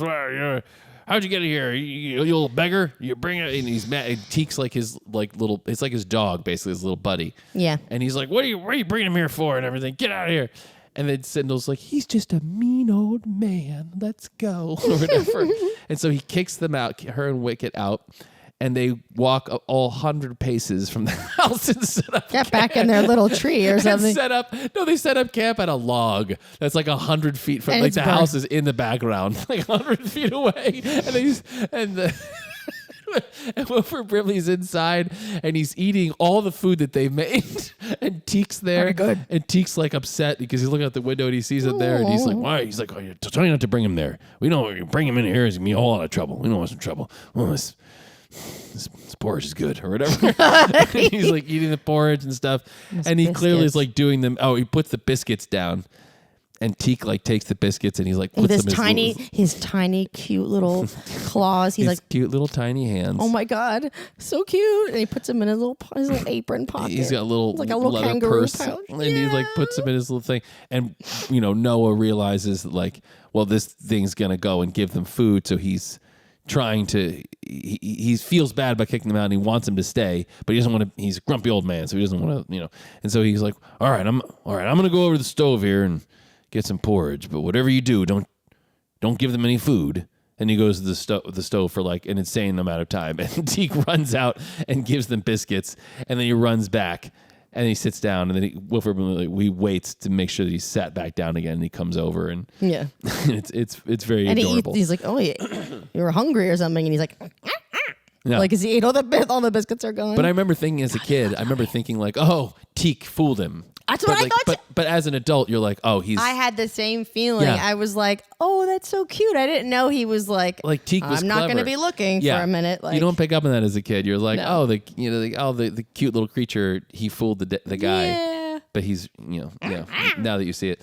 So anyway, oh yeah, and then then he lets them sleep on the ground that night. Yes. And then Sindel has a dream sequence. My God. A Nightmare sequence. A nightmare sequence was at the end of which she's like, help, help. And she goes to pull the covers off of Noah, and it's Tarek, the evil guy's like, "Rawr, Oh my God. They're here. Like, oh my, it starts out with, it's like her in black and Oh white. yeah, what happens? Like she gets up and it's just black and white.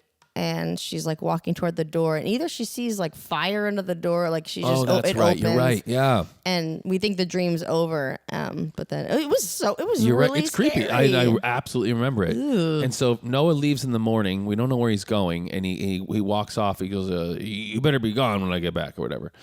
And then we're at the evil castle, which again, now we're like in Willow all of a sudden, like with the weird evil Queen castle Bavmorda, in the middle of a. It's the same thing. It's like I wouldn't be shocked if they actually It does kind kind of. It's a real castle.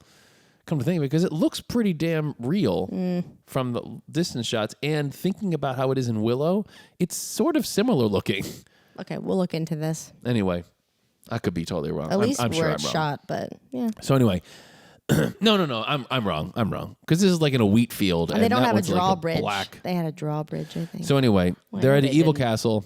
And they're doing some strong labyrinth vibes going on here, where they're like, You remind me of the Babe. they're just in this castle. All these guys are rah, rah, rah, they're drinking and hanging out and stuff. And like the one Tarek is, as always in the movies, just sitting in a chair, like woo. He's like looking around at stuff and They're like playing cards. whatever's going on. And the witch lady, this is where okay, we're now have arrived at the place where I want to talk about this. The power capsule, like the spaceship battery, is on the ground in front of the king, and the witch lady is knelt over it like, she's saying all this stuff, and she's trying to like, we don't know what, she's trying to like use her magic to make it do what they don't know. They just know it's the power. And you don't know why How did they yet. even find out? Oh, well, we about get it? to that later, Oh. but we don't. stop. But we don't know. Okay. And so she's like making all these motions and doing this stuff, and nothing happens, of course, because it's a battery, essentially. And the king's like, "Why won't it work? Make it work with your magic." And she's like, "I don't know. I don't know what it is." But she definitely gives him attitude where she's like, like, oh yeah, doesn't she say something? What is she blames him for something? What is it? She's like, why did you let it go? perhaps if you hadn't let the child get away, that's what it is. Yeah. It's like with the child, she's the one who comes up with the idea that the child knows, because she's trying to save her own ass. Yeah, Right? yeah. Because she knows this guy's going to I kill think her. she knows it's like there's nothing to. Well, she doesn't know what, and this is why I love the movie so much. So you're on this planet, right? Endor, right? Where the Ewoks are. And, I think in the timeline, this is before Return of the Jedi, I imagine, although it doesn't explain why they speak some English now, but not that. But anyway, the point is, it's a primitive world. And you've got these marauders who are living in a castle, and they found lasers, I guess from, I don't know where, but they have lasers, but they ride horses, and they have like, There's like one beasts horse. and stuff. And like, and they have, weird old jail cells, and they're little teddy bears in the woods. And there are like those And things there's they a- walk on are like the discount ones from Star Wars, right? They're like the discount version of that. What? Those the like, things they walk on. Oh yeah, well like- they're like the animal versions of the robot Oh, thing. Of the Okay. I can't remember what they're called. There's a name for them. But anyway, so my point is like you're in this primitive world where there's a witch lady who does magic spells and stuff, and they have this.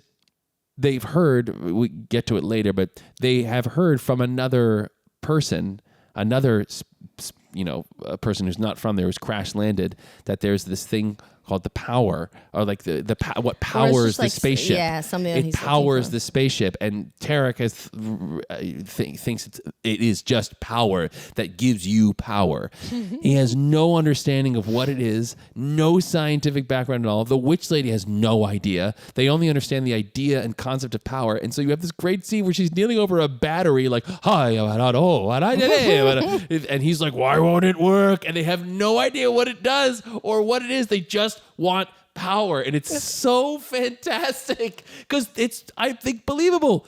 If you crash landed on a place like that, and you were like, "Yeah, this power's a shit," they're like, "You give me the power, I want it." It's And like, if this does nothing, if this now became an office, she would step out, light a cigarette, and be like, "Jesus, what do Batarasis! you want me to do?" Like, I like this is how the squirrel has in your mind know. has framed this. It's well, great. I also thought of Robin Hood, Prince of Thieves again because it's like you've got the, Look into my eyes. you see. Stop. Go back. Go.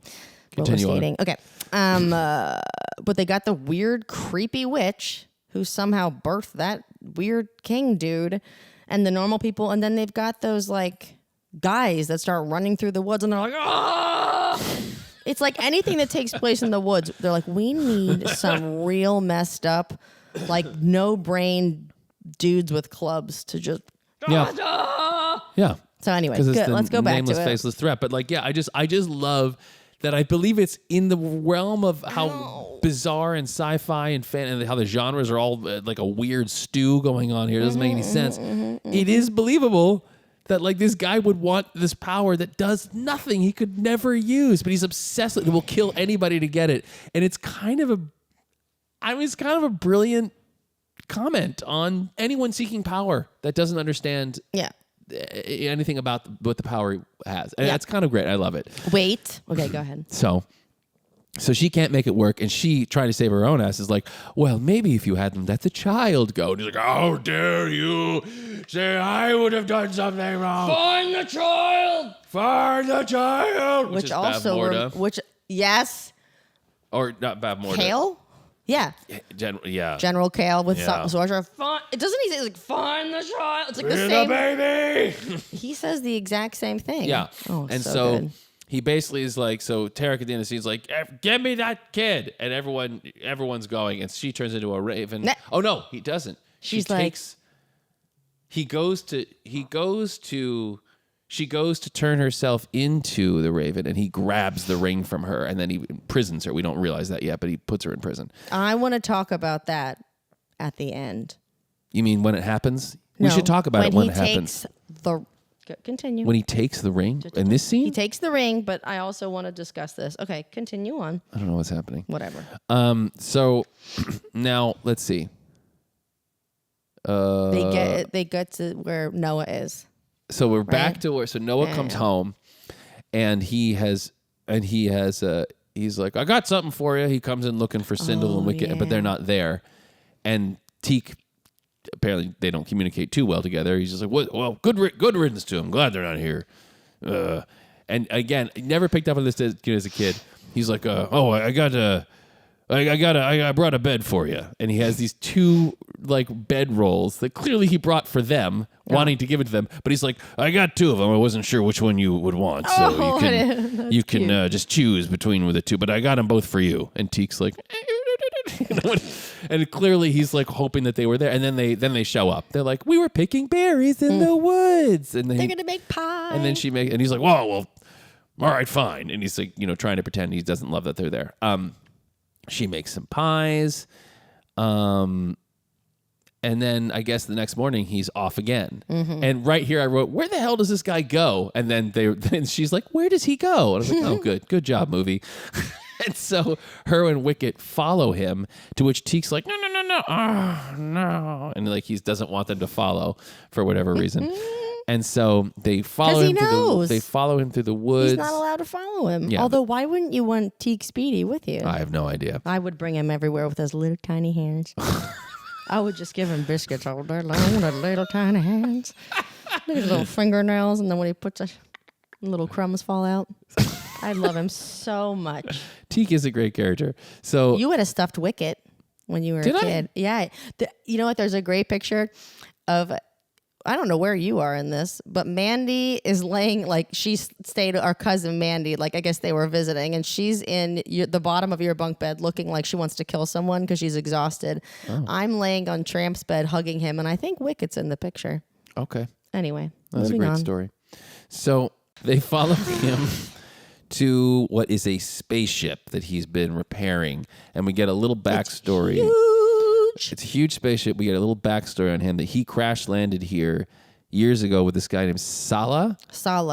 And can I say this again? Salak and Tarak, and she's got a similar name. That's just like Lord of the Rings with Sauron and Saruman. Why did they do it? I don't know. I kept getting confused when they said Salak. Anyway, go. I kept thinking it was Sala from Indiana Jones. Who the heck is that? He's his friend, Indy. He's his friend. John Rhys Davies plays him. Oh, also in Lord of the Rings. Mm-hmm, okay. Yeah. Anyway, but it's not. It's Salak. Is that his name? Salak. That might be his name. Why is his name Salak and his name's Noah? It might be Salak, actually. Well, because it's space.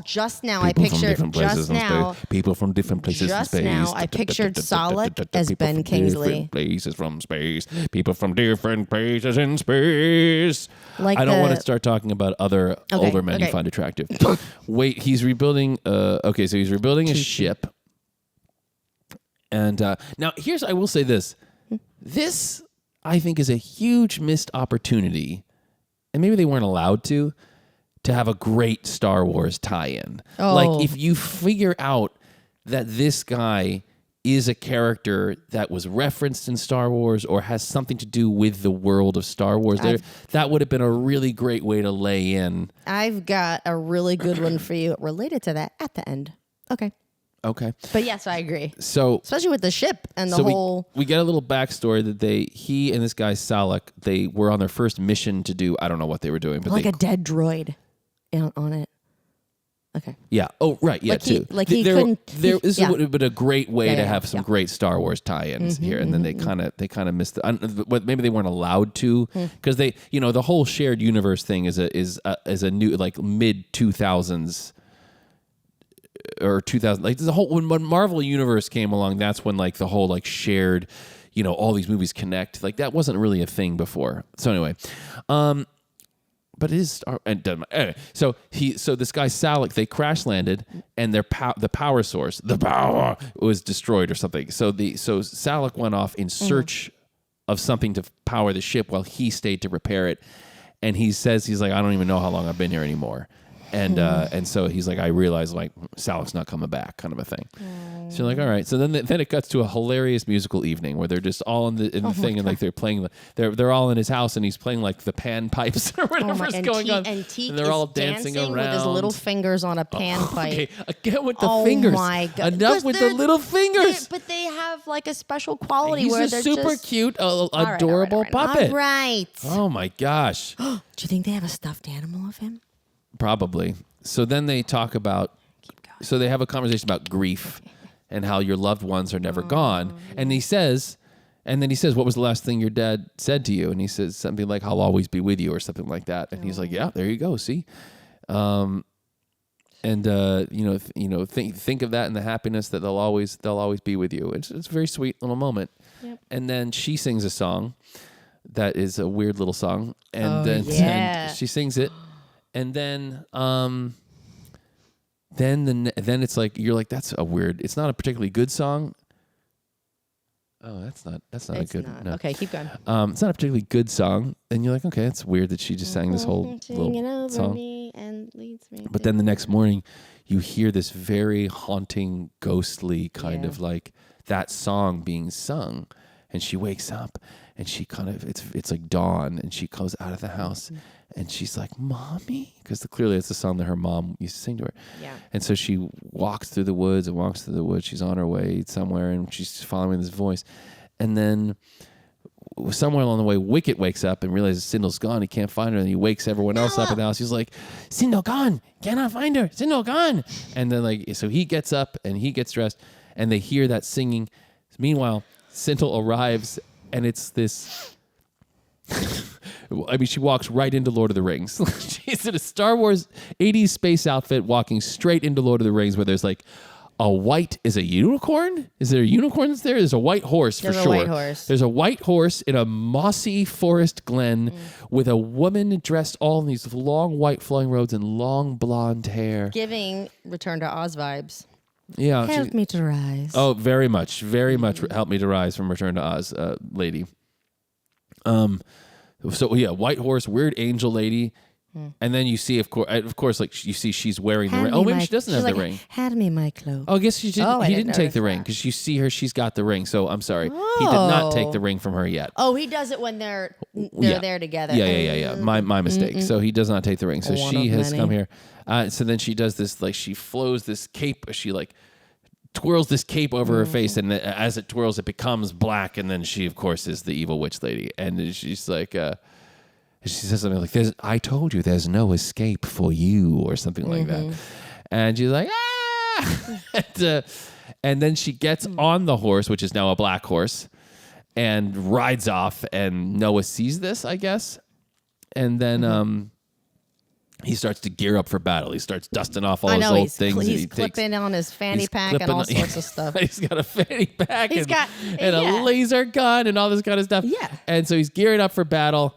Back at the castle, witch lady is still there, and he's like, tell me how to make the power work. And she's like, I don't know what you're talking about. And she's like, she's like, something. Yeah, she's like, what is? I don't know. And the witch lady, she's like, just tell him what it is.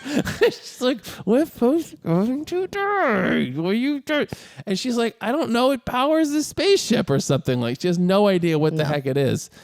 And she's like, I will put you in jail. And so that's where he takes the ring from her. Yeah. What did you want to say about this? She was like, she's going to turn. So slow. She was like, let me make this really subtle. Now I'm going to turn into a wraith. Oh, and you've got me. No way. Slow motion, like punching a shark.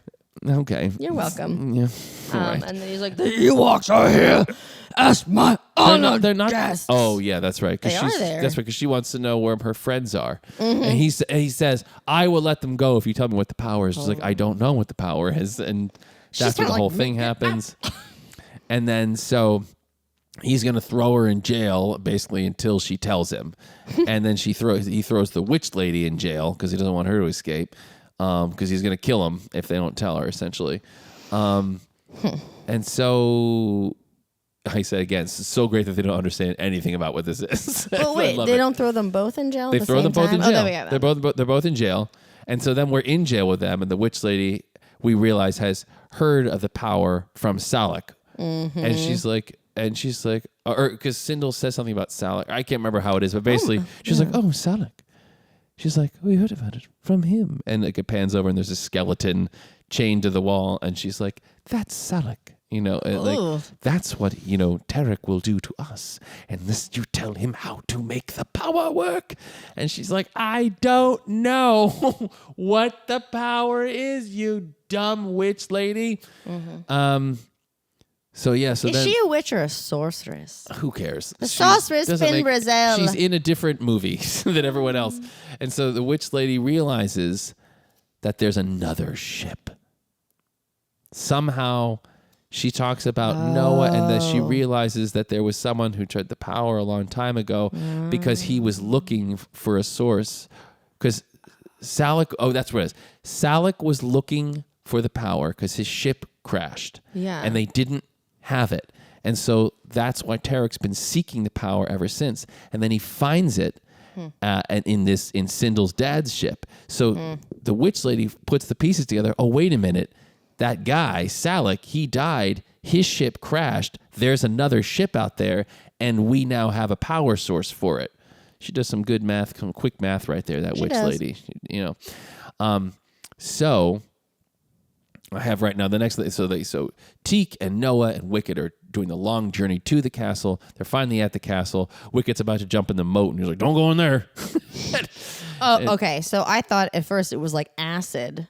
Yeah, there's like a monster in there. I didn't know that. There's some kind of monster that's in there. I didn't know that. And so they have this whole thing where he has like a what is it called when he shoots the it's like a grappling gun type thing. Yeah, he shoots it up Batman there and has climbs up I can't think of the right name for it right now. I thought it was a grappling hook. It might be a grappling hook. Maybe. And so Noah shoots it up into the castle at night, and they're doing this all in secret, and Wicket climbs up, and then Teak climbs up, and then Wicket climbs up, and then there's a guard that comes and like Teak or Wicket the guard he throw. And Teak is the genius.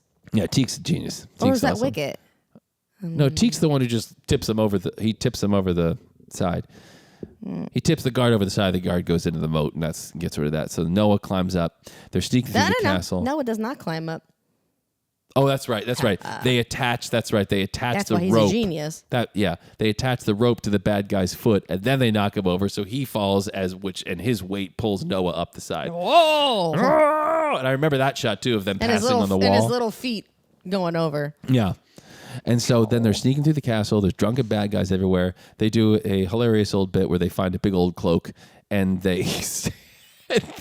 Noah is walking, but like the Wicket is behind them, and Teak's on his shoulders or something like that. And they walk through the main hall in this cloak, and they get to the other side. And no one's wearing a cloak in there. And doesn't Tarek see them? No one's wearing a cloak. It doesn't make any sense, but it's fine. And he goes across the thing. They find the jail, and there's two drunken guards playing some kind of cards. And so Teak runs over to get the keys because he sees the keys. And then one of the guards sits down in his hand, his tiny little hand. And so he gets stuck. And so this is where Teak is a real genius. Yes. He realizes like he doesn't know how to get out of the situation. He has the keys, doesn't know how to get out without him seeing him. So he's brilliant. He takes one of the cards off the table and stuffs it in the sleeve of the bad guy. And so the bad guy wins, and he stands up, and the card falls out of the sleeve, and the other bad guy's like, whoa, and they both stand up and shoot each other.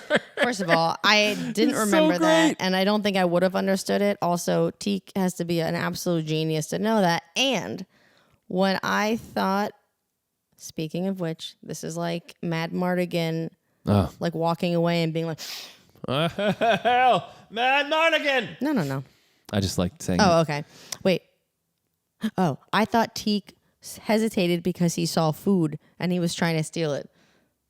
I didn't know he was. because you're stupid. I didn't.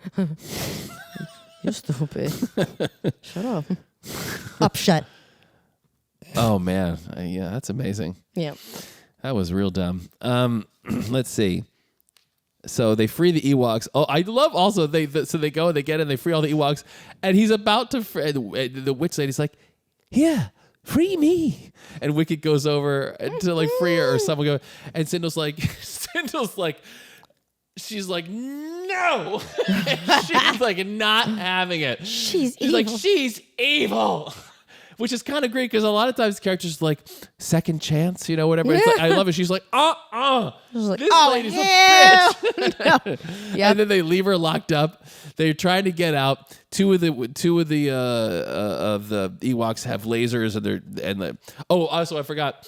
One of the bad guys, they're trying to get out. They bump into a bad guy. He's like, oh, and he goes, and the wicked, one of the Shoots him in Ewoks the accidentally shoots him in the foot. Thus begins a ridiculous comic sequence where the guy's like, oh, and he like runs, hobbles back to like some old bell. He's like, ding, ding, ding, ding, ding, ding, ding. And the whole Tarek and everyone's like, oh, we're being attacked.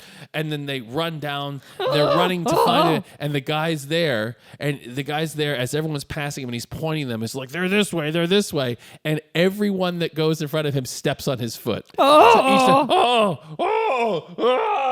And they have shots of people stepping on his foot. It's bizarre. God, it's absolutely bizarre, but really funny, and especially as a kid, it was like, that's hilarious. Yeah. Everyone's stepping on his laser foot.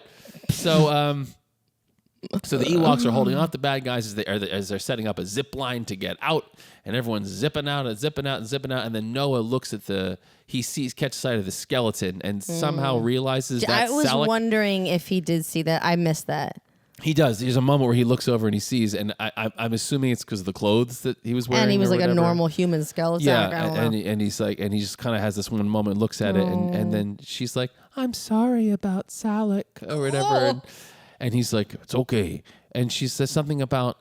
Then she mentions something about the power source, and he's like, "What do you mean? What power source?" Because he doesn't know any of this. Oh, I missed He that. has no idea that like that's why they want her, and she just says something about it. He's like, "What is it? What are you talking about?" She's like, "It's right there in my cell," and he goes and he's like, "Oh," he picks the thing up, and then he realizes that's what he needs to power the ship. But I don't think she realized it or something. Oh my god! And she just mentions it in passing, and he's like, "What?" And he goes and grabs it and puts it. Does he say thank you to Salak or something like that? I don't remember, made but that he up in my basically head. somehow maybe I'm remembering this wrong, but somehow he figures out in that moment that the power that they're after is the power source from her dad's ship.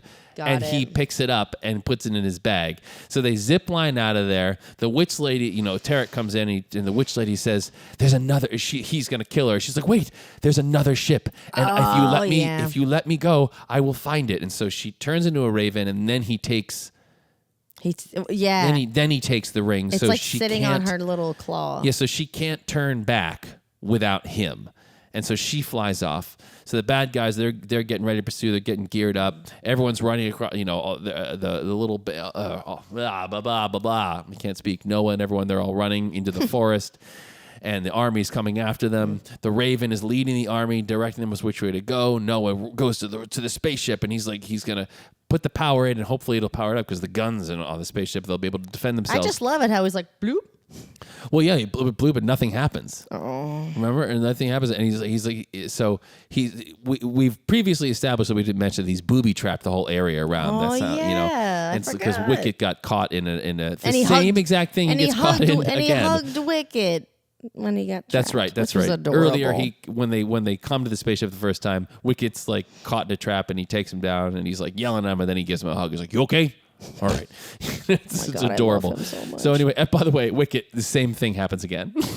It's Well, like, he's an Ewok. So we're seeing he's trying to get the ship to work because he doesn't know if he can make it work because he doesn't have the power source. He's hoping it'll work. Sindel's like, "What happens if it doesn't work?" He's like, "Well, then we're in real trouble." And they're all the bad guys are swarming in. Noah's trying to get the power on, which is very much he's like switching on switches. He's like, "All right, now try that one." No. Try that she's one. like in the driver's which seat. is very much the exact same scene from like when Han and Chewie are like trying to repair the ship before.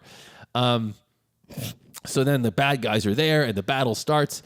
Teek runs around a tree and ties a guy to a tree, which is kind of, and I so remember that. Oh, yeah. It very much feels like the Return of the Jedi Ewok battle here going on, except yeah. like instead of stormtroopers who were a little bit more, although somehow less competent, but like these guys are just like, "Rah!" Like falling all over themselves. And so they're attacking the ship.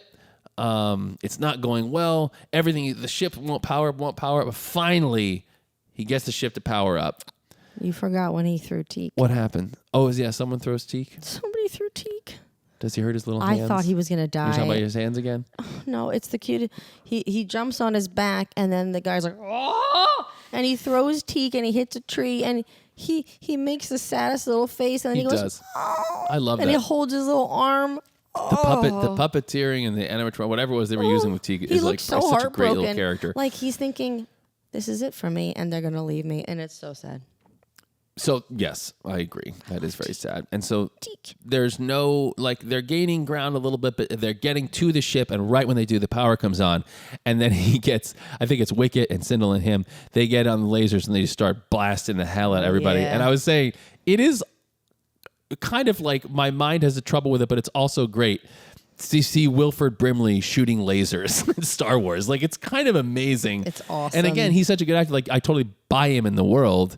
And like he's a character I wish, and I actually looked this up, I wish that his character would have come in other films, because like it's a great character. I really like him. So anyway, I have news on that later though. So anyway, so it's looking good. Everything's fine except, and then Wicket gets, in this trap, and then he's going to get shot. And then one of the other Ewoks catapults in and saves him. Okay. But it's sure, Deej. whatever you say. He catapults in and says everyone, and Wicket's Sindel's like, everything's great now. And of course, Tarek picks her up. And he's got a big old sword, which is... That sword looks like a giant cardboard prop. It does. So he's got a big old sword. Not and a then, laser, a sword. And then Noah comes out, and he's got he's like, bring me the power. He's like all the guy ever says. And Noah comes out with the power source.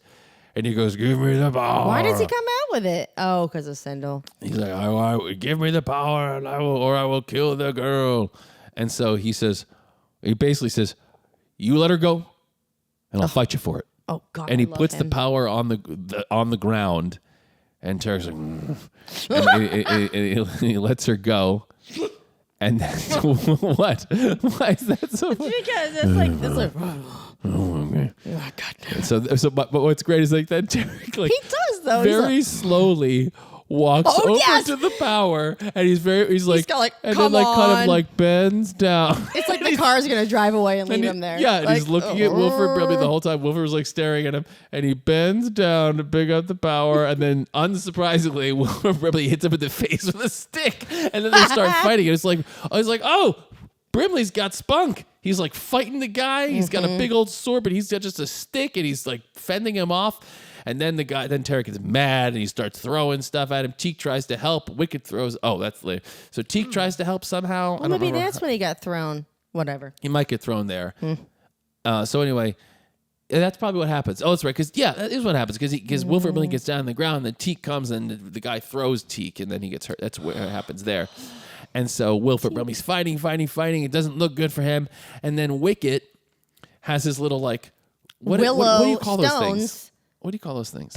Satchel? No. It's That's like a satchel. Well, it's It's like a slingshot. It's like, but it's not a slingshot. It's like the one that you spin and throw rocks from. I don't know. It's that kind of a slingshot. That's like the willow throwing the rocks and turning it to stone. Just saying. Yeah. So anyway, he's got a rock, and he spins and throws it or wings it, and it hits the ring, which That's where I'm like, somehow. what?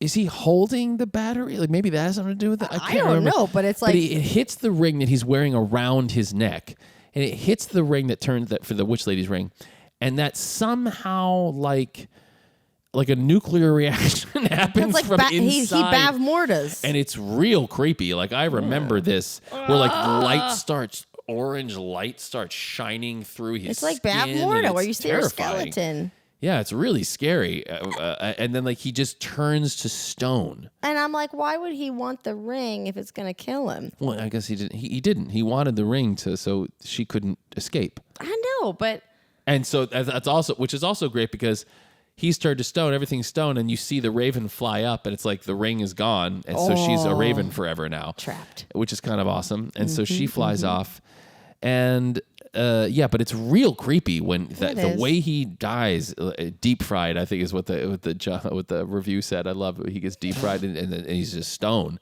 Yeah. And so then later everything's good. The ship is ready to leave. Noah and Sindel are heading out, and they say the goodbyes to the Ewoks and to Teak, and you're like, take Teak. Why are you leaving Teak? Why would you do that? But Teak's got a whole bunch of Ewok friends now, so that's cool. All right, wait. Before you get there, at the end of the movie, Max said, this is like Max episode. He said, you know what would be amazing? If at the last moment, Noah pulled out a lightsaber and killed him. And I was like, oh, that would have been so cool. There's another great possibility for a Star Wars tie-in. Like they really missed the boat on that one. But it reminded me of like when I have a good idea, and people have told me this, I'll just keep repeating it until someone's like, good idea. He must have yelled it like 6 times. I was like, Max, it's over. Oh. It's not going to happen. Like he kept saying it, and I'm like, we're the only two that watched it. Yeah. Everyone else is drinking margaritas and not listening to you. Like no one cares. No, that is a good point. Oh my gosh. That would be like he's on the ship and he grabs it before he leaves, and he's like, and he's like, whoa, and he just cuts his head off. That would have been a fantastic ending to this, and very, very cool. Yeah. And it speaks to what I was saying, which is like, also this is where she goes, where Wicket goes, goodbye, and she goes, goodbye, not good. Oh. And so they fly off, and and Teak's hanging out with the Ewoks, and they're all waving. And yes, he's waving with his tiny little hand. You know what it kind of reminds me? Maybe we should do episode titles. This will be called Tiny Hands. You know what would be really cool though, if when they walked away instead, and then Harry came out from the trees, and Teak were. All right. So when they flew off, though, I kept thinking, I was like, are they going to Earth? Where do are they these going? characters ever appear again anywhere? Because they did the whole, like, these two movies are always kind of brushed off, and like they're like, you know, when Disney Plus came and they were doing all the Star Wars shows, like these are the first Star Wars, like, or I'm sorry, when George episodes 1, 2, 3 came out, they're like, these are the first Star Wars movies in years. And it's like, no, because there was Caravan of Courage and Battle for Endor. But people are like, no. They don't want to like. I mean, I think it's their garb that like they fit in with like the village people, but like wherever Luke was living, like they're all dressed the same way. What? They've got that. What like, are you talking about? I'm saying, you're like, do they ever appear? I'm like, no, but in terms of like where they're going or what I mean is like you have these two characters. And they don't appear in the rest of the Star Wars universe ever on films. You know, it'd be cool if Sindel was Luke Skywalker's aunt. That's such an anticlimactic. His aunt. Well, who does he live with? His aunt and uncle, right? Oh yeah. And then they get deep fried, which is terrifying. That scared me to death. But I'm saying it'd be funny if he was like, Sindel, can you? And you're like, only people that saw it would be like, oh my god, that's so cool. And she had like grayish blonde curly hair. Okay. All right, I'm done. That's it. You know that Star Wars came out in years before this, right? Star Wars came out in like 1977. So they could have made this character, you know. But that's what I'm talking about is tying but in. But no, I don't think so. I looked it up. And I didn't see anything about Noah, which is too bad because I really think, by the way, Max's idea is pretty brilliant. It's pretty good. Had he at the very end just pulled out a light, that would have been killer. And also, by the way, right on the heels of Return of the Jedi, people would have freaked out. Wicket could have given it to him too. But I'll tell you this. Well, no. I think this timeline happens before the Star Wars movies, I think. You keep confusing me. You just said right on the heels. When it came out. Return of the Jedi came out in 1984, I believe. This was out in 1985, the movies. But the timeline in the movies, I believe this all happens before Star Wars, I think. because stormtroopers aren't on Endor. And oh man, I sound so Nerd. nerdy right now, but I'm. So I'm anyway, not really a Star Wars I mean, I'm not. I don't know. So but I did look it up, and there's tons of Star Wars books. I've never read any of them, but tons of them. And Sindel does show up in What? other things. She actually. Let me see if I'm gonna. Like as an adult or a child? As an adult. What? I'll tell you, she shows up in... What? Okay, so in Tyrant's Test, which came out in 96, the book, she went on to appear in the third book from Michael P. Cube McDowell's Star Wars series, The Black Fleet Crisis trilogy. In the novel, set over 10 years after Battle of Endor, Sindel is shown to have grown up to become a reporter on Coruscant. During the Yevthin crisis, Sindel received the so-called Platt Miller. I don't know. This is all a bunch of stuff. I don't Is know. it the same actress? No, it's a book. It's a book. Oh. It's a book that you read. Dick. The expanded universe timeline states Sindel decided to join the New Republic and go into journalism after witnessing the Battle of Endor. Journalism? Where the heck? So she became a reporter on Coruscant. What? Coruscant in the episodes 1 through 3 is like is that where the Queen is? I don't remember. It's either where like all the center of like the Senate and all that stuff is, or it's like the what, other like the one. Death Star Gazette? Like what the heck is this? She's not evil. I know. My gosh. Oh my. Oh my gosh. So she shows up there, but I unfortunately didn't read anything about Noah, and I think that's a I don't know. I like that character. Or Teak. You never see Teak again. Teak would have been way better. Do you think than Teak Jar is Jar in Binks. the thing? Oh my god! Except he would have been CGI, which just ruined everything. Yeah, that wouldn't have been good. Anyway, whatever. So anyway, I'd say this movie is kind of bonkers. It doesn't make a whole lot of sense in any way, but it's so much fun to watch, and especially like as a kid. Although, I mean, the more that we look at these movies that we've watched as kids, like they're traumatic. They're really this movie, messed up. The beginning where the whole family dies in like 5 minutes is like, and by the way, sees it all. Like, okay, I had a lot of nightmares when I was a kid about family members dying. Okay, but I can see why. Yeah, but I don't remember being super scared. Now, again, we have to figure out what movie Mom was talking about when we were like, "We love that movie," and she was like, "You were so scared, you cried." And yeah, you mentioned that movie. Don't forget, we have to ask her about that. Yeah, she's so I really enjoy it. I really enjoyed watching it again. I think I really, and I truly mean it.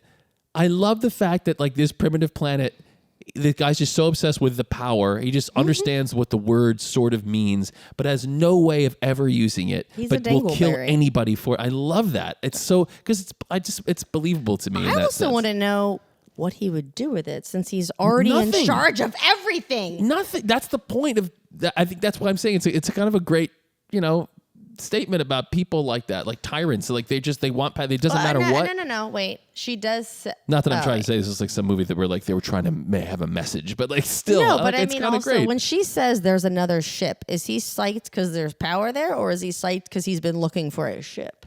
No, he doesn't know what the hell it is. I know, but she realizes. But it. I'm saying, all right, whatever. She basically has realized.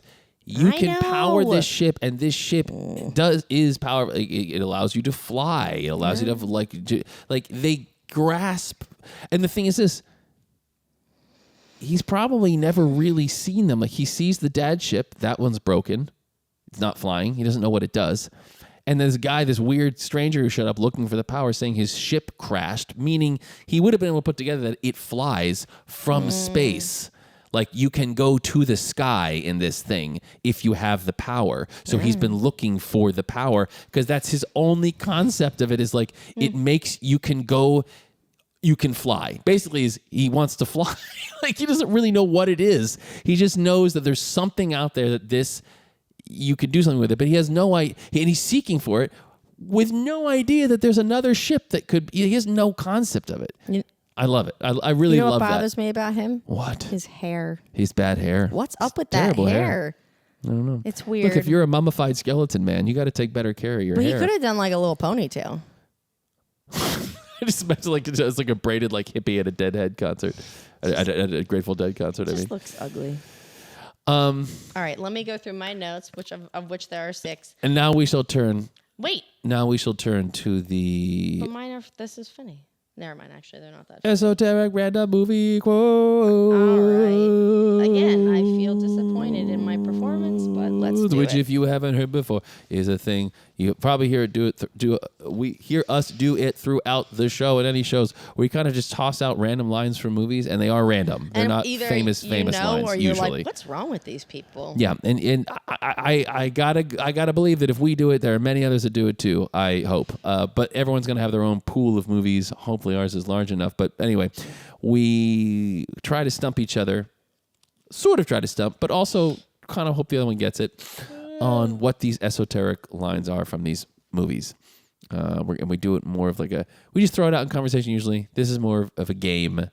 Which, yes, Jessi, it is harder as a game. Yes, it is. It is harder as a game. Having gone through and looking at all these episodes fairly recently, you say it every time. Yes, it's harder. Just go with it. All right, hurry up. Do you want to go first? Sure. Yes, sure. Okay. And I think some of them I'm just going to do with the cadence of how they're said. Because I don't think you would get this one without it. So here's the cadence. I wouldn't know.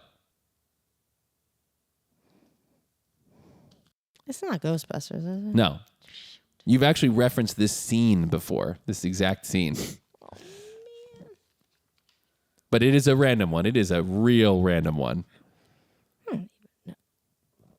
It's either, I don't even know. I wouldn't know. Something like that. I can't remember the exact one. Fugitive. It's a fugitive. Yeah, When the it guy's is in the the police fugitive. station. Not the Ah, police shoot. station. Not the police station. Oh, I don't even know. Oh, what's his name? Roosevelt. In when he's looking for the sample. Isn't it Bones? Is that his name? Oh. Or is his name Bones or Roosevelt? I think it's maybe he calls him Bones, but he's like Mr. Roosevelt. Like I think you're lying to us. yeah. I told you when I first saw that when I was younger, I was like, oh my god, they're bad. Because they were so scary He says and mean. it. I really it's don't very like ominous. the delivery of that line. I don't even- haven't seen Dr. That's Kimball. not what we asked you. That's what he says. It could have ended there. That's not what we asked you, and then it could have ended. Yeah, I absolutely. haven't seen Dr. Kimball. Actually, it would have been way better if it ended that way. Yeah. So that's one. All right. Your turn. I have kitten breath.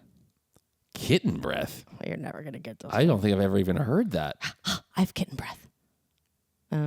I might need to reel back on that one. I don't know if I know that one. Is this a movie you think I know? That doesn't sound familiar at all. You do know it, but yes, you do know it because you quoted it before. But Oh. I have kitten breath. I have kitten breath? Yeah, it's pretty rough. Oh wow. I really like that doesn't even ring a bell at all. I have kitten breath. Maybe it's is it clear that's what the person's saying? Because maybe I've never understood what they were saying in that moment. Yeah, I think so. Because you want a little bit Yeah, of a hint. I mean, you're gonna Someone's trying to kiss him, and he's like, kitten breath.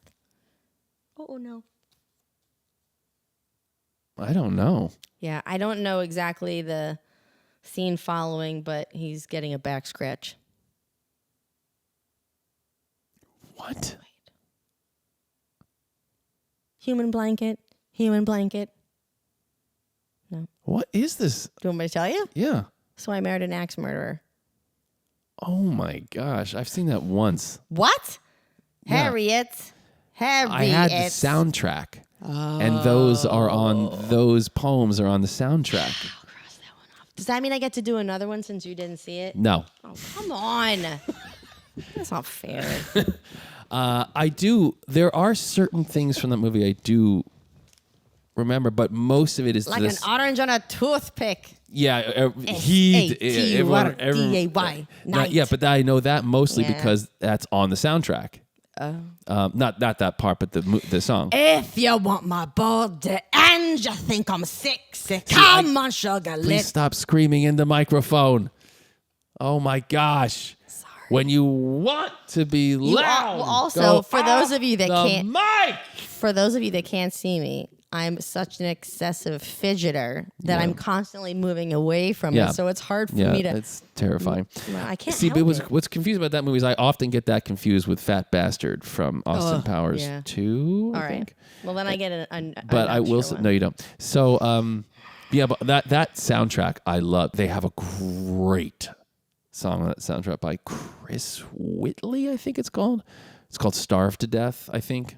Oh, yeah. Oh, Yeah, I know what you're talking love about. that song. So good. But yeah, Saturday Night, so good. Also, There She Goes. Yeah. Yeah. Let's see. All right. I got one. Here, Depressing. how's this one? Okay. Again, I have to do the cadence, but it's pretty easy with the cadence. All right, ready? Say that. Son of a bitch.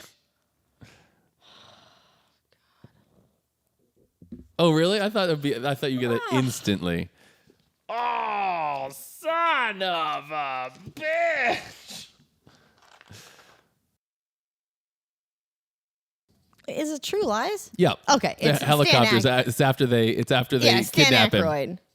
Dan Aykroyd. Not Dan Aykroyd. I'm such an idiot. Oh, Tom Arnold. Tom Arnold. Sorry. Yeah, I it's don't know after where that they his wife and they get Simon and they do the whole operation. They cut his trailer open and they take him and they put him in and the wife and they put him in a van and they drive Yeah, off yeah. and the helicopters are flying away. The van's going and Tom Arnold, who's been kicked in the nuts earlier with his by Helen, stumbles into the center of frame when like they have the spotlight. He goes, "Oh, son of a bitch!" I love him. He is. Oh, Tom God. Arnold is so good. He is in that amazing. movie. It's like that's everything he says and does in the Seconds movie, count, buddy. Ditch the bitch. Like Every I single thing he does in the movie is just perfection. He's so great in it. God. I worked with him too. What? On, When? in a What do you? I know everybody? I have the worst. I mean, if you work, I mean, I've working in the business for 20 years, and it's like you just meet people, almost 20 years. You just kind of cross. It's like the 6 degrees thing. But like, no, that one I did this movie, which again, I have an embarrassing amount of movies that have very unfortunate titles. This one is called Group Sex. Yeah. Oh, And it's with yeah. Henry Winkler, My favorite. who is also Oh, that's cool. fantastic. He's so great. That's crazy. Such a sweet man, Isn't so he talented. Fonz? He's the Fonz, right? Yes. Oh, I'm sorry. Just checking. But he's also in, and I bring it Scream. up again, Arrested Development, I know. the funniest show that you won't watch. I don't because not you watch it. Are a terrible. It's not person. bad. So anyway, but yeah, so Tom, I worked. You had to do like a few scenes with him. He's kind of an interesting guy. Like I didn't have a whole lot of interaction with him, but like, yeah, he's a big force. He's a big personality, Oh my goodness. But my gosh, he was just. I didn't get a chance. Like I always felt weird working with people who like I really admired, especially in a great role. I don't know why. Because I you. But I don't know because I'm working. It's a different thing when you walk up to someone. You're just like, oh my gosh, can you tell me all about this? But like if you're working with someone and you're spending when you work on these movies, like there's a lot of time. There's a lot of downtime on sets. This is why it always drives me. It's a pet peeve of mine. Whenever actors are on talk shows and they're like, oh well, our day we have 18-hour days, and it's like shut up, because you're 18 hours, you might be there 18 hours, right? You might be on a set for 18 hours, and of those 18 hours, you might actively be acting in a scene for like 4 of them or something, maybe.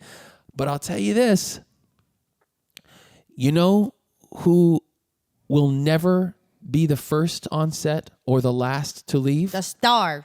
An actor. Yes. You will never, ever be first or last, meaning that your day might be 18 hours, but someone else's day is a lot longer. And believe me, they're doing a whole lot more than you are throughout the day. Sure, there are things where it's like, yeah, you're on screen, so you got to go through the makeup. And if it's a difficult scene, you got to emotionally prepare. And there's a lot of I'm not saying like there isn't value in everything, but it's like, we're all trying to make a thing. Like, you don't have to go and be like, oh my gosh, my day. It's like, because trust me, those people out there, it's a wardrobe department, camera department, like they are all on their feet all day. And let me tell you something else. When I was working on SVU in February, and let me tell you, when you're on screen, yeah, you have to be wearing just a suit, so you don't get a big old coat or anything. So they have warming lamps and tents and coats for you and everything. But you know who doesn't have that? Everyone else on a set who doesn't get to be inside the house waiting to do your shot. Like, they're all outside. Now, they do get to dress in whatever they need to dress in, but still, oh my gosh. So it annoys me when actors complain about, like, oh, how difficult and how long their days are. That was a tangent. Tangential universe. I'm talking about things that bother me. Wait. Oh, shoot. I feel like that was a good thing I had, and it's gone. No. Okay, well, that's what's your second one? Okay, you have 5 seconds or it's gone. Are they heavy? Then they're expensive. Put them down. Oh, dang it. Are they heavy? Oh, no, I'm not going to get it. Yes, you are. I'm not going to get it. Why? Are they heavy? Then they're expensive. Put them down. I have faith in you. I'm really failing at this today. I'm just trying to remember what I was going to say. Oh, no. Oh, man. Are they heavy? I know it. And I can almost, it's like a very out of focus picture of it. And I can't place it. I can't picture who it is. Let me know if you need a hint. I do. I need a hint. He dies shortly after. He dies? Very violently. Very aggressively. I don't know. It's raining. It's raining? It's pouring. Torrential storm. They're in a vehicle. Oh, wait. Oh, wait. Oh. Is she a great big fat person? Oh, okay. I think I met him too. You did? On Closer, I think. You did, and you told me he made an answering machine. Yeah, voicemail. for this girl Allie. You did that for me with the guy from Dexter. Who? The guy from Dexter, the lab tech. Oh, I did? Mm-hmm.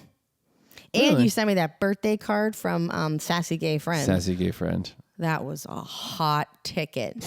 All right. Anyway, are they Jurassic heavy? Park? Yeah. Yes. It's funny because it's funny. I was picturing it in a completely different setting than that, and that's why I was lost.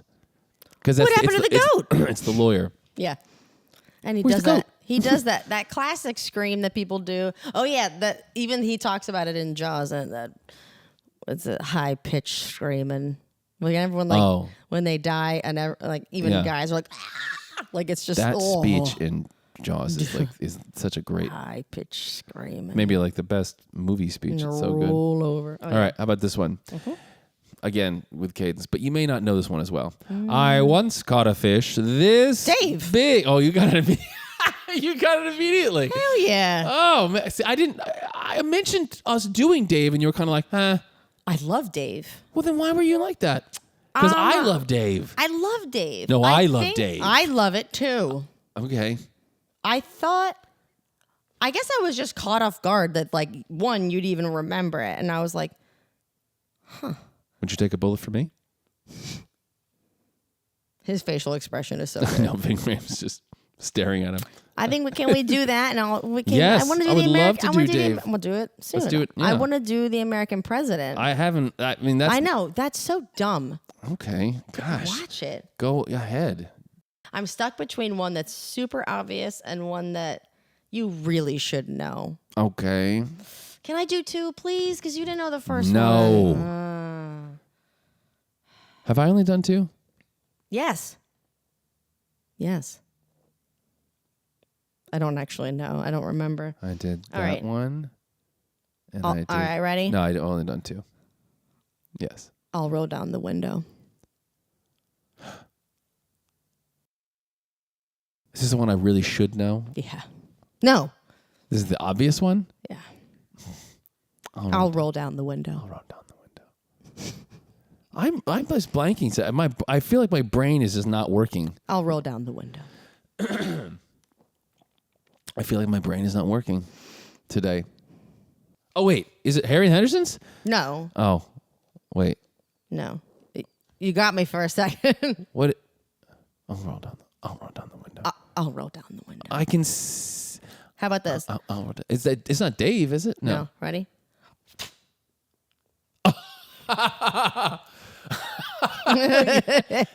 I just mimed spitting for anyone not watching. Yes, he spit.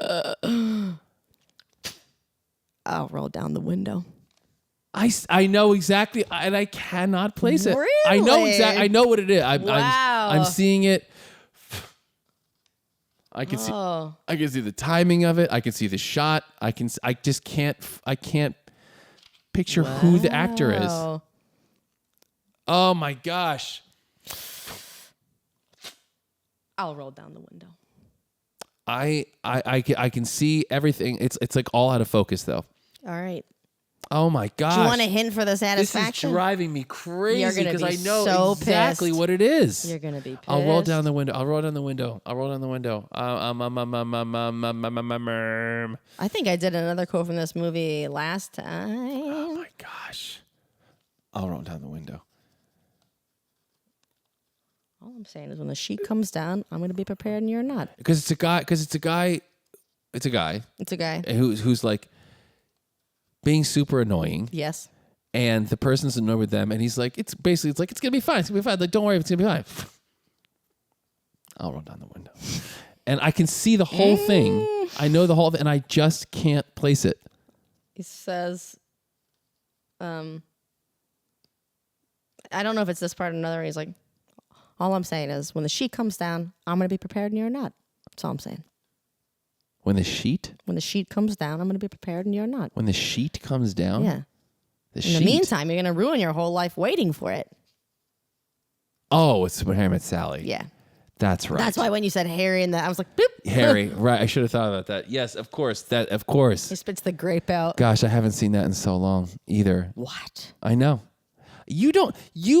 Okay, so your artwork, which is also amazing, and the paper very cutting you is incredible, but it takes up a lot of time, and you kind of you always have a movie on the background. Mm-hmm. As I have talked about before, if I am lucky enough to get time to work on something of my own, You cannot be distracted. It's like it's all focus on what I'm doing. It's all the music stuff, and it's like I'm just focused, or writing or whatever. True.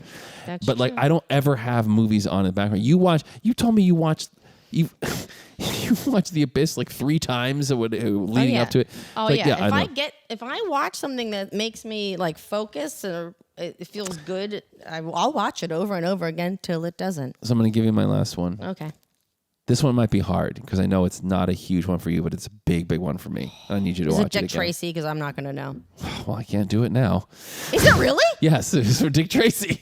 Do I get a bonus point I guess for you that? do. Oh, I guess shit. you do. That's good.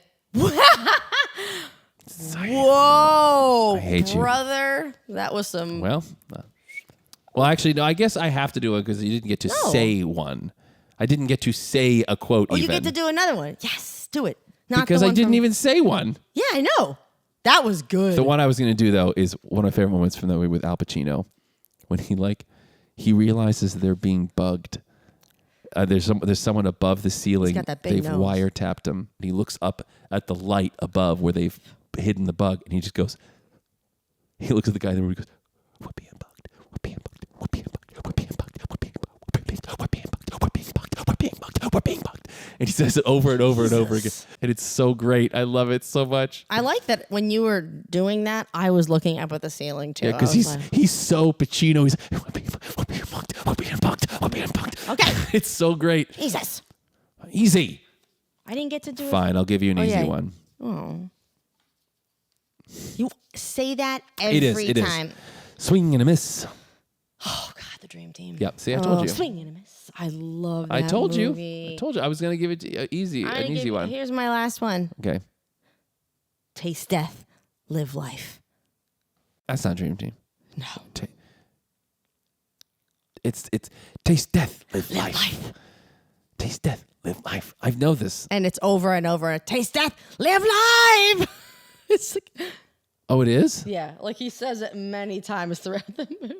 Taste death, live life. Live life.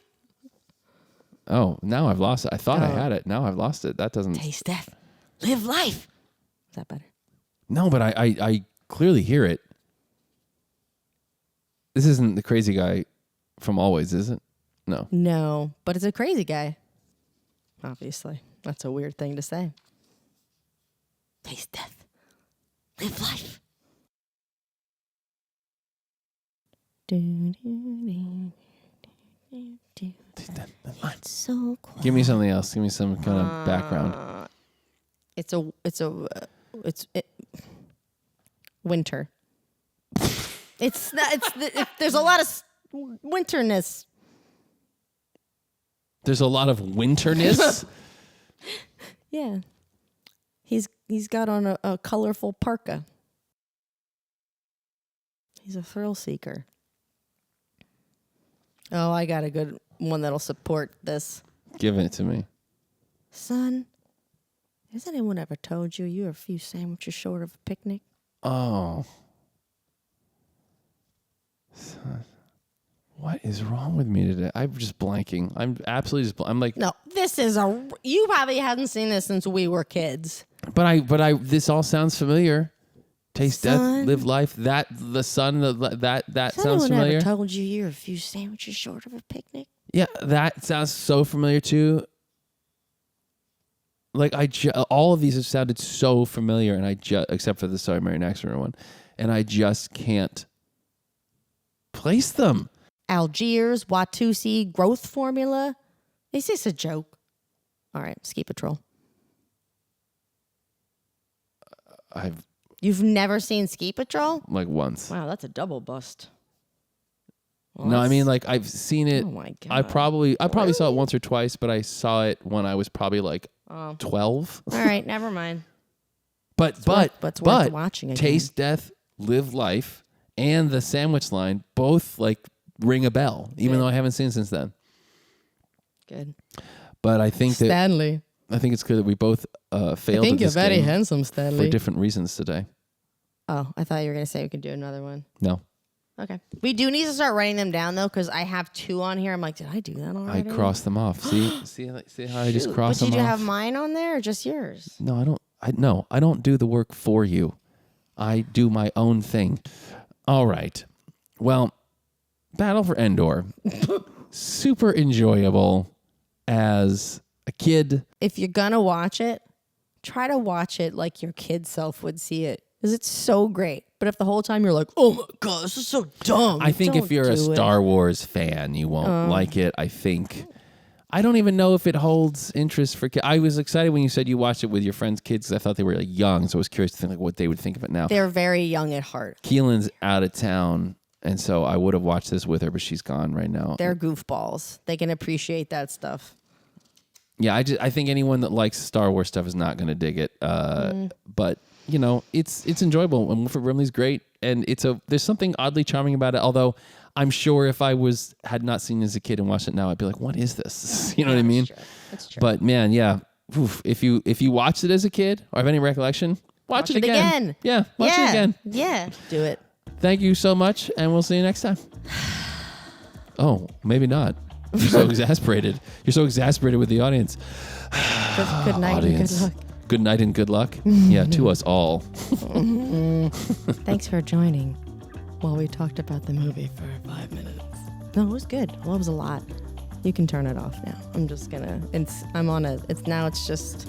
like when Tom Arnold just keeps talking at the end of True Lies, and I think it's dark, or maybe he's in the van.